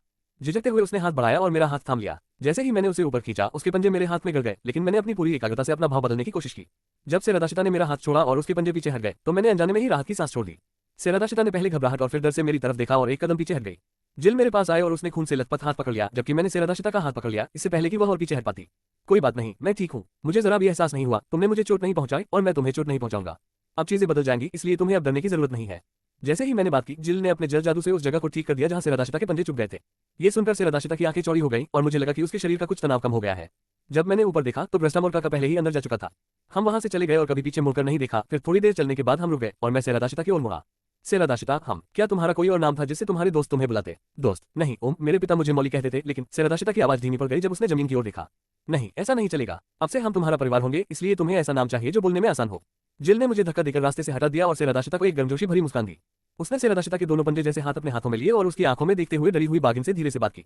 देव थोड़ा ज्यादा ही सीधा साधा है। मेरा नाम जिल है, क्यों ना हम तुम्हें साशा कहें? हम। जिल ने उसे गले लगा लिया और मैं उन्हें थोड़ी दूरी देने के लिए थोड़ा दूर चला गया। उसके बाद साशा हमेशा ही हमें अजीबोगरीब काम दिलाने वाली भरोसेमंद महिला रही। हालांकि मैं न्याय के नाम पर 98% समय हमें कंगाल बना देती थी, फिर भी अक्सर काम मुझे ही करना पड़ता था। लड़कियों के अनुसार तराजू के पलड़े को ठीक करने या कुछ और करने की जरूरत थी। साशा की 6 आंखें खुल गई, मेरी 2 आंखों में देखने लगी और करीब आ गई, लेकिन इससे भी उसके पंजे और गहरे धंस गए। खून की धार बहने लगी और मैं दर्द से कराह उठा। साशा को जब एहसास हुआ कि उसने मुझे जानलेवा चोट पहुंचाई है, तो उसकी चीख ने जिल को उसकी मौत की नींद से जगा दिया। जिल ने मुझे बंद कर दिया, जबकि साशा माफी मांगती रही। मैक्सिन ने उसे यह जरूर बताया कि गलती मेरी थी और मुझे बेहतर पता होना चाहिए। देव, मुझे सचमुच खेद है। ये ठीक है, वास्तव में मैं बस शर्त भूल गया। हालांकि हमें एक हल्का संस्करण लेने की आवश्यकता हो सकती है। तो साशा, ये काम क्या है? मिकोटा बिस्तर से उठी और साशा के पास खिसक गई। उसने साशा को बुदबुदी करना शुरू कर दिया, लेकिन जब साशा ने उसे पकड़ लिया तो उसे बचना पड़ा। शरारती बिल्ली, अब पंजे नहीं है। ये बहुत अशिष्टता है। मिकोटा हंसते हुए वहां से चली गई। सच में बात तो यही थी। साशा के पंजे बहुत तेज थे। शायद मुझे कोई नाइक कवर मिल जाए। जब साशा मिकोटा की तरफ बढ़ने की कोशिश कर रही थी, तो मैंने उसे रोकने के लिए उसके कंधे पर हाथ रखा। ठीक है, चलो किरीना को ढूंढते हैं और इस छोटे से कमरे से बाहर निकलते हैं, इससे पहले कि कुछ टूट जाए। मैं अपनी टोली को सीढ़ियों से नीचे सराय के दरवाजे से बाहर ले गया और डाक एल्फ बारटेंडर करमन, जो अभी भी कप धो रही थी, को हाथ हिलाकर अभिवादन किया। लड़कियों ने बताया था कि किरीना या किरण शहर के बाहर ही प्रैक्टिस कर रही हैं। वे डिस्टर्ब नहीं होना चाहती थी और उन्होंने कहा कि वे लंच के लिए सराय में मिलेंगी। तो फिर आगे चलो। बाहर निकलते ही मैंने साशा को इशारा किया। अध्याय 39। जिल द स्पाइमेडन मुस्कुराते हुए वह मुड़ी और हमें साथ ले जाने लगी। मेरा ध्यान अभी भी काइरिना, नमिको रामस और उनके बीच हुई लड़ाई पर था। विक्टोरिया ठीक थी। इससे पहले कि मैं कुछ कर पाता या उस पर नजर रख पाता, इस दुनिया ने मुझे अपनी गिरफ्त में ले लिया। लेकिन मुझे उस दुनिया के रुकने की कोई बात याद आ गई। मुझे उम्मीद थी कि ऐसा ही होगा, क्योंकि हम शहर के किनारे पर, जहां एक किसान का खेत था, एक और मोड़ लेकर चल पड़े। मैंने बाहर देखा तो आलू की कई कतारें थीं जो खरपतवारों से पकी हुई थीं। मैं साशा और मिकोटा के साथ खेत को देख रहा था और फिर मैंने साशा की तरफ सवालिया निगाहों से देखा। वह कह रहा है कि वह अच्छा पैसा देगा, इसलिए मेरी तरफ ऐसे मत देखो। तुम दोनों ये काम पूरा कर लो और मैं ये सुनिश्चित करूंगी कि तुम दोनों के लिए कुछ अच्छा हो। साशा ने फार्म हाउस की ओर बढ़ने से पहले मिकोटा और मेरे सिर पर थपथपाया। तुम दोनों से उसका क्या मतलब है? मिकोटा ने पूछा जब हम दोनों मुड़े। जिल और मैक्सिन गायब हो गई, कार्रवाई में गायब। अगर यह कोई मंगा होता तो जहां वे कुछ पल पहले खड़ी थी, वहां चाकी लकीरें और प्रश्न चिन्ह होते। कड़ी मेहनत की गंध ने उन्हें गायब कर दिया होगा। हम दोनों ने आह भरी और मुड़कर साशा के पीछे घर की ओर चल पड़े। जब वह उस किसान से हमारी मदद के बारे में बात कर रही थी, तो हम उसके पास पहुंच गए। उस आदमी ने हमारी तरफ एक नजर डाली और हमें एक एक जोड़ी दस्ताने दिए जो बिल्कुल सही फिट थे। साशा ने हमें विदा किया तो किसान ने गुर्राह के साथ हाथ हिलाकर अपने पीछे आने का इशारा किया। दिन भर यही उसका संवाद का तरीका था। जैसे ही किसान ने हमें बताया कि क्या तोड़ना है और हमें खरपतवार डालने के लिए बाल्टी दी, हम काम पर लग गए। मिकोटा और मैं दोनों कतारों में साथ साथ काम कर रहे थे, एक दोनों तरफ ज्यादा बात नहीं कर रहे थे। मिकोटा जिल से प्यार करती थी और शायद ही कभी दूसरों पर ध्यान देती थी। अब भी मैं मिकोटा की आंखों में देख सकती थी कि वह ऑटो पायलट पर घास फूस बीन रही थी और जिल के बारे में दिवास्वप्न देख रही थी। यादें फिर से मेरे दिमाग में घूमने लगी और मुझे याद आने लगा कि हमने मिकोटा को कैसे पाया था। साशा और मैं उस कस्बे के बाहर गए थे जहां हम रुके थे, एक अनुरोध लेकर। यह अनुरोध स्थानीय लकड़हारों का था, जो पास के जंगल में कुछ विशालकाय सेंटीपीडों से छुटकारा पाना चाहते थे। जिल उस समय बाजार में थी और उसने कुछ महिलाओं को एक सांप कन्या के बारे में बात करते सुना। उसने सुना था कि ड्यूक सांप कन्या के काले जादू का इस्तेमाल उन लोगों को मारने के लिए करता था जिन्हें वह पसंद नहीं करता था, चाहे उन्होंने कोई अपराध किया हो या नहीं। जिल जैसी इंसान थी, उसने नौकरानी का वेश धारण किया और ड्यूक की जागीर में घुस गई, जहां मिकोटा के रहने की अफवाह थी। जिल ने उसे ढूंढ निकाला और उससे बात की, उसे बताया कि वह कौन है और उसके कुछ दोस्त हैं जो उसे भगाने में मदद कर सकते हैं। उस रात बाद में जिल हमसे सराय में मिली और जब वह अंदर आई तो उसने हमें कोने में देखा। इधर आओ, साशा ने हाथ हिलाते हुए पुकारा। हम दोनों के शरीर पर अभी भी मारे गए कीड़ों की हरी खुमारी थी और जिल हमारे पास आने में हिचकिचा रही थी। सराय में आने वाले बाकी लोग भी आते जाते समय हमें घूरते थे। सराय वाला अभी भी हम सबके लिए भीगने और साफ होने के लिए पानी गर्म कर रहा था, इसलिए उसने हमारी शक्ल देखकर हमें कोने में बैठकर खाने की इजाजत दे दी। क्या तुम दोनों ने उन्हें मारने के बाद शव पर लोट लगाई थी? नहीं, साशा ने कहा था कि उनमें से केवल 5 थे, लेकिन उससे ज्यादा थे, है ना साशा? तुम मुझे बाकी 12 के बारे में बताना भूल गई, है ना? साशा ने बड़े चाव से खाना मुंह में ठूस लिया और मुझसे नजरें मिलाने से इनकार कर दिया। अपना चेहरा प्लेट की तरफ की रही, सिर्फ हवा लेने और पानी पीने के लिए ही ऊपर आए। मैंने उसका मजाक उड़ाया और जिल की तरफ मुड़ गया। तुम इतनी देर से बाहर क्यों आए थे? क्या तुम्हें शहर में वो डाक यूजर मिल गया जिसके बारे में हमने सुना था? कोई बात नहीं, अभी इसका जवाब मत दो। मैंने तुम्हारा टब भी खाली करवा दिया है, इसलिए तुम हमारे साथ आ सकते हो और हम सब वहां थोड़ी प्राइवेसी ले सकते हैं। जिल ने सिर हिलाया और खाना पीना खत्म करते हुए हमसे सबसे दूर वाली सीट पर बैठ गई। जल्द ही रुनिक नाम के एक बोने ने हमें एक कमरा दिखाया जिसमें 3.5 मीटर गहरे टब थे। वहां 2 मीटर ऊंचा एक पर्दा भी था जिससे हम तौलिए बनाते थे। हम सब तौलिए पहने पानी में उतरे और लकड़ी के टब में गहरे डूबने के बाद ही उन्हें बाहर निकाला। हम सब ने आराम से आहें भरी और कुछ देर तक चुपचाप भीगते रहे। आखिरकार जिल ने बात की और हमें उस लड़की के बारे में बताया और बताया कि उसने उसे कैसे पाया। तुम नौकरानी का वेश धारण करके ड्यूक के घर में घुस गई। क्या तुम पागल हो? ओह, सिर्फ इसलिए घमंडी मत बनो क्योंकि इस बार बेवकूफाना आइडिया तुम्हारा नहीं था। जब मैंने सुना कि ड्यूक उस बेचारी लड़की से क्या करवा रहा है, जिल की आवाज बुदबुदा रही थी जब वो हताश होकर पानी के नीचे फिसल गई। वो गलत नहीं थी, मैं ही अक्सर बेवकूफी करता था और हम सबको मुसीबत में डालता था। मैंने साशा की तरफ देखा लेकिन उसने बस मुझे देखकर मुस्कुरा दिया और पानी में फिसल गई। मुझे ये सब होना ही था, तराजू का संतुलन और सब कुछ। दोनों लड़कियां पानी से ऊपर आई और हमने कुछ अलग अलग योजनाएं बनाने की कोशिश की लेकिन मुझे कोई भी पसंद नहीं आई। पहली योजना थी कि मैं बैरन को नाराज कर दूं, फिर उसे मारकर इस टावर पर कब्जा कर लूं, लेकिन ये हमारे अंतिम लक्ष्य के विपरीत था। अगली योजना थी कि हम सब नौकरानियों की पोशाकें पहने चुपके से अंदर जाएं और उसे एक लुढ़के हुए कालीन में लपेटकर बाहर ले जाएं। मैंने टब के किनारे से कपड़ा उठाया और उसे पानी में डुबोया। जैसे जैसे लड़कियां अलग अलग विचारों पर बात करती गई, मैंने उसे ऊपर खींचकर अपने चेहरे पर रख लिया।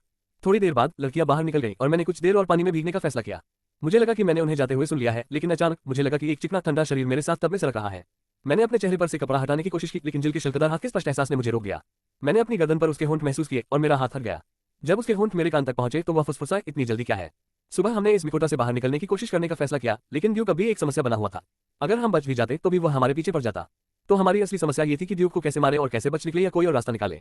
हम सब उलझन में थे जब तक कि मैंने अपना हाथ अपने सिर पर नहीं मार लिया। बिल्कुल, हम किसे बचाने जा रहे हैं? उसका नाम मिकोटा है, जिल ने मुझे सीधे चेहरे से बताया। नहीं नहीं नहीं, मेरा मतलब है वह ड्यूक के लिए कौन है? दोनों लड़कियां एक क्षण के लिए रुक गईं और लगभग एक ही समय पर उन पर इसका प्रभाव पड़ा। क्या तुम्हें लगता है कि वह ऐसा करेगी? साशा ने जिल से पूछा। अच्छा सवाल, क्या डार्क यूजर ऐसा कर सकता है या ऐसा होने से रोकने के लिए कोई सुरक्षा उपाय मौजूद है? जिल, तुम्हें क्या पता? उस पर कभी कोई निशान या ब्रांड नहीं लगा था, लेकिन मुझे समझ नहीं आ रहा कि मुझे क्या देखना चाहिए, जिल ने जवाब दिया। मुझे लगता है हमें इसके साथ चलना होगा। ऐसा नहीं है कि हम अपने नए डाक उपयोगकर्ता को वहीं छोड़ सकते हैं। ये कहकर हम ड्यूक के घर के नीचे से गुजरने वाले नाले में घुस गए। साशा ने रोशनी के गोले बनाए थे ताकि हम देख सकें, लेकिन सिर्फ बदबू ही काफी थी। जिस कचरे से हम गुजर रहे थे उसे देखकर तो और भी बुरा हाल हो गया। उफ, ये गंध! साशा ने अपनी बांह से शिकायत की जब जिल हमें ले जा रही थी। मैं देख सकता था कि उस घिनौनी गंध से उसकी आंखों में आंसू आ रहे थे, इसलिए मैंने पूछा, हमें अभी और कितना जाना है जिल? 45 मिनट हो चुके थे और जैसे जैसे हम गहरे जाते गए इन सीवर एक्वारिक्स का पानी ऊपर उठता जा रहा था। मुझे साशा के लिए खास तौर पर बुरा लग रहा था। मुझे उसे नहलाना और उसके बाल साफ करने में मदद करनी पड़ती, वरना मुझे इस बदबू के बीच जागना पड़ता। हम चाहे कहीं भी सोएं, मुझे हमेशा साशा के पापा द्वारा दिया गया भारी चेनमेल पहनना पड़ता था क्योंकि वो अब भी मेरे बगल में जागती थी और उसके पंजे धातु के छल्लों में गड़े रहते थे। रसोई क्षेत्र तक जाने वाली सुरंग बस आगे ही है। सबको योजना पता है ना? अरे हाँ, साशा और मुझे अपना काम पता था। असली चारा हमारा काम था महल में पहरेदारों का ध्यान भटकाने के लिए हंगामा खड़ा करना। फिर हमें उन्हें वहां से ले जाना था जबकि जिल दूसरी तरफ चुपके से निकल जाती। इस तरह हम दोनों ड्यूक का ध्यान इतनी देर तक भटकाते रहेंगे कि वह उनके निशानों को पहचान कर उनका पीछा न कर पाए। योजना तो अच्छी लग रही है, लेकिन हम मिलेंगे कैसे? मैंने बड़बड़ाते हुए कहा। तुम दोनों को हमें ढूंढने आना होगा, लेकिन कोशिश करने से पहले तुम्हें 1 या 2 महीने इंतजार करना होगा। मैं तुम्हारे लिए रोटी के टुकड़े छोड़ जाऊंगा। उस समय इस बारे में और बात करने का कोई मतलब नहीं था। जिल ने अपना मन बना लिया था और साशा और मैं बस उसके आदेशों का पालन कर रहे थे। हमेशा ऐसा ही होता था, अगर जिल को कुछ चाहिए होता तो चाहे कुछ भी हो जाए, वो उसे हासिल करने के लिए किसी भी करीबी को मजबूर कर देती थी। बस हम दोनों बदकिस्मत थे जो सबसे करीब थे। सुरंग की दीवार में लगी एक टूटी फूटी सीढ़ी पर चढ़कर हम एक जालनुमा दरवाजा तोड़कर एक अंधेरे तहखाने में पहुंच गए। ड्यूक के दोपहर के भोजन के लिए तैयार हो रहे खाने की महक हमें तुरंत महसूस हुई और हमें एहसास हुआ कि हम सही जगह पर आ गए हैं। हमने चुपचाप खुद को ऊपर खींचा और जिल ने हम दोनों को गले लगाया और फिर नौकरानी के कपड़े पहन लिए जो उसने कल यहाँ रखे थे। सब तैयार हैं। अध्याय 40 अपमानजनक पलायन। जवाब में साशा और मैं तहखाने का दरवाजा लात मारकर रसोई में घुस गए। जैसे ही हम रसोई में भागे, कर्मचारियों की चीखें गूंजने लगी। हम बर्तन और तैयार खाना गिरा रहे थे और जो भी खाने को मिल रहा था उसे उठा रहे थे। रसोई के कर्मचारियों ने गार्डों को आवाज लगाई, लेकिन हम पहले ही हॉल में भाग चुके थे। हम किस ओर जाएं? साशा ने पूछा। मुझे नहीं लगता कि इससे कोई खास फर्क पड़ता है। हमें बस एक बड़ा तमाशा खड़ा करना है और फिर पहरेदारों को पीछे छोड़कर बाहर निकलना है। मैंने बोलते समय एक मेज को लात मार दी जिस पर एक बड़ा फूलदान रखा था, लेकिन मैंने देखा कि साशा गुस्से से तमतमा रही थी और उसकी पूंछ हिल रही थी। क्या आपको मेरी पूंछ वाला मजाक पसंद नहीं आया? जवाब में साशा रास्ते में पड़ी हर तस्वीर को खरोचती हुई चली गई और मेरी तरफ मुड़कर देखने लगी, जिससे मेरी रगों में बर्फ जम गई। जल्दी धातु के कवच और कदमों की आवाजें नजदीक आने लगी और फिर प्लेट पहने कुछ आदमी हमारे पीछे दिखाई दिए। वे पहले से ही सांस फूली हुई लग रहे थे और मैंने साशा को एक व्यंग्यात्मक मुस्कान के साथ देखा। इस जगह को नष्ट करना बंद करो, एक विशालकाय 3 सींग वाला गार्ड चिल्लाया जो हमारे पीछे हॉल में दौड़ रहा था। यह आदमी एक गैंडेकिन था, उसके 3 सींग उसके खास हेलमेट से बाहर निकले हुए थे और हम देख सकते थे कि जब वह चिल्ला रहा था तो उसके चज्जे से थूक रहा था। साशा ने एक सीलबंद फूलदान फेंका और जब वह गैंडे वाले पर गिरा तो वह धूसर धूल के बादल में फट गया। पहरेदारों को सांस लेने में तकलीफ हुई, लेकिन वे सब उस धूसर बादल में खांसने लगे। हम गुस्से से भरी चीख सुनकर भागे और पूरे घर में अपना उत्पात मचाते रहे। बाद में हम पर ड्यूक के परदादा की अस्थियों को अपवित्र करने और अनगिनत अमूल्य कलाकृतियों को नष्ट करने का आरोप लगाया गया। जिल के अनुसार यह अच्छा था कि हमने दूसरी योजना के बजाय इस योजना को अंजाम दिया। मिकोटा के अंदर एक खास तरह का जादुई यातना यंत्र डाला गया था जिसे निकालने के लिए जिल को काफी मेहनत करनी पड़ी, इसलिए ड्यूक को मारना मिकोटा के लिए नुकसानदेह हो सकता था। साशा और मैंने ड्यूक और उसके प्रमुख शूरवीर को देहाती इलाकों और कई खतरनाक इलाकों से गुजारा। अपनी आधी से ज्यादा सेना गंवाने के बाद ड्यूक को हार माननी पड़ी, लेकिन हम इतने भटक गए थे कि जिल और मिकोटा को ढूंढने में हमें 6 महीने से ज्यादा लग गए। उस समय तक मिकोटा जिल से एक परजीवी की तरह चिपक चुकी थी। तब से मुझे जिल के साथ अकेले में बिताने का कोई मौका नहीं मिला। ड्यूक ने उसे कुछ बहुत ही घिनौना काम करने के लिए मजबूर किया था और उसके अंदर डाली गई आत्मा मशीन का इस्तेमाल करते हुए उसके साथ जबरदस्ती की थी। जिल ने उसकी अच्छी देखभाल की ताकि वह सामान्य स्थिति में वापस आ सके, जैसा कि वह सभी लड़कियों और मेरे साथ करती है। हेलो, क्या तुमने कुछ सुना जो मैंने अभी कहा? मिकोटा की आवाज बीच में आए। सूरज ढल चुका था और हम खेत के आखिरी छोर पर खड़े थे। मैंने पीछे मुड़कर देखा तो आलू के पौधों को छोड़कर खरपतवारों के ढेर और खाली कतारें दिखाई दी। मैंने मुड़कर मिकोटा की तरफ देखा, उसने अपनी चिकनी और लंबी उंगलियों से निराशा में अपना चेहरा ढांक रखा था। अब हमारा काम पूरा हो गया। मुझे बड़बड़ाते हुए किसान से चिप्स मिल गए हैं, तो चलो मिस जिल को ढूंढते हैं। मिकोटा ने मेरा हाथ पकड़ा और मुझे घसीटकर आगे ले गया। आखिरकार जब हम शहर के बीचों बीच पहुंचे तो हमने जिल और मैक्सिन को एक औरत से बात करते हुए पाया। हम उनकी बातें सुनने के लिए उनके पास गए, लेकिन उन्हें परेशान न करना चाहते थे, इसलिए हम रुककर सुनने लगे। मैंने वहां नीचे भालू के पेड़ों के बारे में सुना है। तीसरा स्तर कोई मजाक नहीं है। वहां नीचे जाते समय सावधानी बरतें और अगर आप नीचे जाने का फैसला करते हैं तो अपने साथ एक अच्छे और मजबूत आदमी को ले जाएं। जिल ने बुजुर्ग महिला को देखकर मुस्कुराया, लेकिन फिर उसने देखा कि हम उसकी तरफ बढ़ रहे हैं। उसने हमें हाथ हिलाया और बुजुर्ग महिला ने मुड़कर हमारी तरफ देखा। उसने मेरी तरफ देखा और अपना चेहरा सिकोड़कर लड़कियों की तरफ मुड़ गई। मुझे उम्मीद है कि इसे आप अच्छा और मजबूत आदमी नहीं कहते हैं ना? इसके लन पर तो मुश्किल से ही बल है। इससे पहले कि मैं बहस कर पाती, वो बुढ़िया मुड़ी और लड़खड़ाती हुई चली गई। मैं हंसती हुई लड़कियों को अपने बिगड़े हुए चेहरे से ठीक करने के लिए पीछे मुड़ी, लेकिन लड़कियां मुझ पर और जोर से हंसने लगी। उनकी हंसी थमने के बाद मैक्सिन मेरे पास आए और मेरी बांह से लिपट गई, अपनी छाती मुझसे सटा ली। मिकोटा ने मैक्सिन के इस प्रदर्शन को देखा और जिल की बांह के चारों ओर लिपट गई और वही दबाव वाली हरकतें करने लगी। जिल और मैं दोनों ने आह भरी और फिर साथ में हंस पड़े और एक दूसरे को एक पल के लिए निहार लिया, जो बाकी दोनों लड़कियों ने नहीं देखा। तो क्या तुम लड़कियों ने काम करते हुए कोई जरूरी जानकारी हासिल की? मैंने मैक्सिन की तरफ देखते हुए सवाल पूछा, जो अभी भी आंखें बंद किए मुझसे चिपकी हुई थी। जिल ने जोर से बोलना शुरू किया, चलो आज रात स्नान करते समय इस बारे में बात करते हैं। हम आज रात हमें एक से अधिक कमरे मिल सकते हैं और मैंने सुना है कि सराय में एक सुंदर गर्म पानी का झरना भी है जिसे हम किराए पर ले सकते हैं। मम्म दोनों मिकोटा ने एक जैसी पुष्टि की और इससे बाकी दोनों फिर से हंस पड़े। क्या तुम दोनों ने साशा को देखा है? हाँ, उसने एक अलग शिकार मिशन लिया था और कहा था कि वह आज रात को भोजन लेकर वापस आएगी। मैक्सिन ने मेरी बांह पर हाथ रखे हुए मुझे बताया। हम सब बाजार में कुछ देर तक टहलते रहे, तरह तरह की चीजें और हथियार देखते रहे। मुझे अपने हाथ पर एक दबाव सा महसूस हुआ और मैंने नीचे देखा तो मैक्सिन को लाल फूले हुए गालों और एक इशारा करती हुई उंगली के साथ देखा। मैं उस उंगली का पीछा करते हुए हमारे सामने वाले स्टैंड तक पहुंचा। वह एक ब्रोच पर पड़ी जिस पर रत्नों से जड़ी एक प्यारी सी बेटे गर्ल की तस्वीर थी। मैंने मैक्सिन की तरफ देखा, जो हमेशा की तरह शांत थी और हमारे खर्चों पर सीमाएं तय करती थी। नम आंखों और लाल फूले गालों से मेरी तरफ देख रही थी। उसकी प्यारी अदाएं देखकर मेरा मन कर रहा था कि उसे तब तक दबाए रखूं जब तक वो फट न जाए। मैक्सिन की नजर ने मुझे रबर बैंड बना दिया और मुझे याद ही नहीं कि मैंने चिप्स निकालकर उस चिपकली वाले दुकानदार को पैसे दिए थे। बस उसे उसके बालों में सरका दिया और उसका चेहरा खिल उठा। धन्यवाद। मैक्सिन की आवाज धीरे से निकली और उसने मुझे चूमने के लिए अपनी एड़ियां ऊपर उठाई। जब हमारे होंठ मिले तो मेरे जहन में ऐसे ही पलों की दूसरी यादें ताजा हो गईं। मुझे याद आने लगा कि हम मैक्सिन से कैसे मिले थे। साशा और मैं जिल और मिकोटा से मिलने जाते हुए रास्ते में एक फेरी वाले से मिले। हमने उससे स्थानीय जादूगरों के बारे में पूछा तो उसने बताया कि उसने आगे के गांव में एक जादूगर के बारे में सुना है, लेकिन उसके पास कोई खास जानकारी नहीं थी। इसलिए हमने उसका रास्ता लिया और रात होते होते कस्बे पहुंच गए। जगह छोटी थी, इसलिए सराय ढूंढना आसान था। साशा मुझे खाना और कमरा लेने के लिए छोड़कर काम की तलाश में बाहर गई थी। जब मैंने अपना थोड़ा बहुत सामान कमरे में रख दिया था तब वह वापस आई थी और खाना ऊपर आ गया था। तो नौकरी की तलाश कैसी रही? मैंने साशा से पूछा जब वह मेरे पास बैठ गई थी और मैंने उसे स्टेक, आलू और ब्रोकली से भरी एक प्लेट दी थी। साशा ने परोसी गई प्लेट ली और उसे अपनी नाक के पास लाकर सूंघने लगी। जैसे ही उसकी नाक मसालेदार स्टेक और मक्खन लगे आलूओं पर घूमी, उसके चेहरे पर एक स्वप्निल भाव आ गया। इसके विपरीत जब उसकी नाक ब्रोकली से टकराई तो उसने मुंह बनाया और फिर वही नजर मेरी तरफ घुमाई।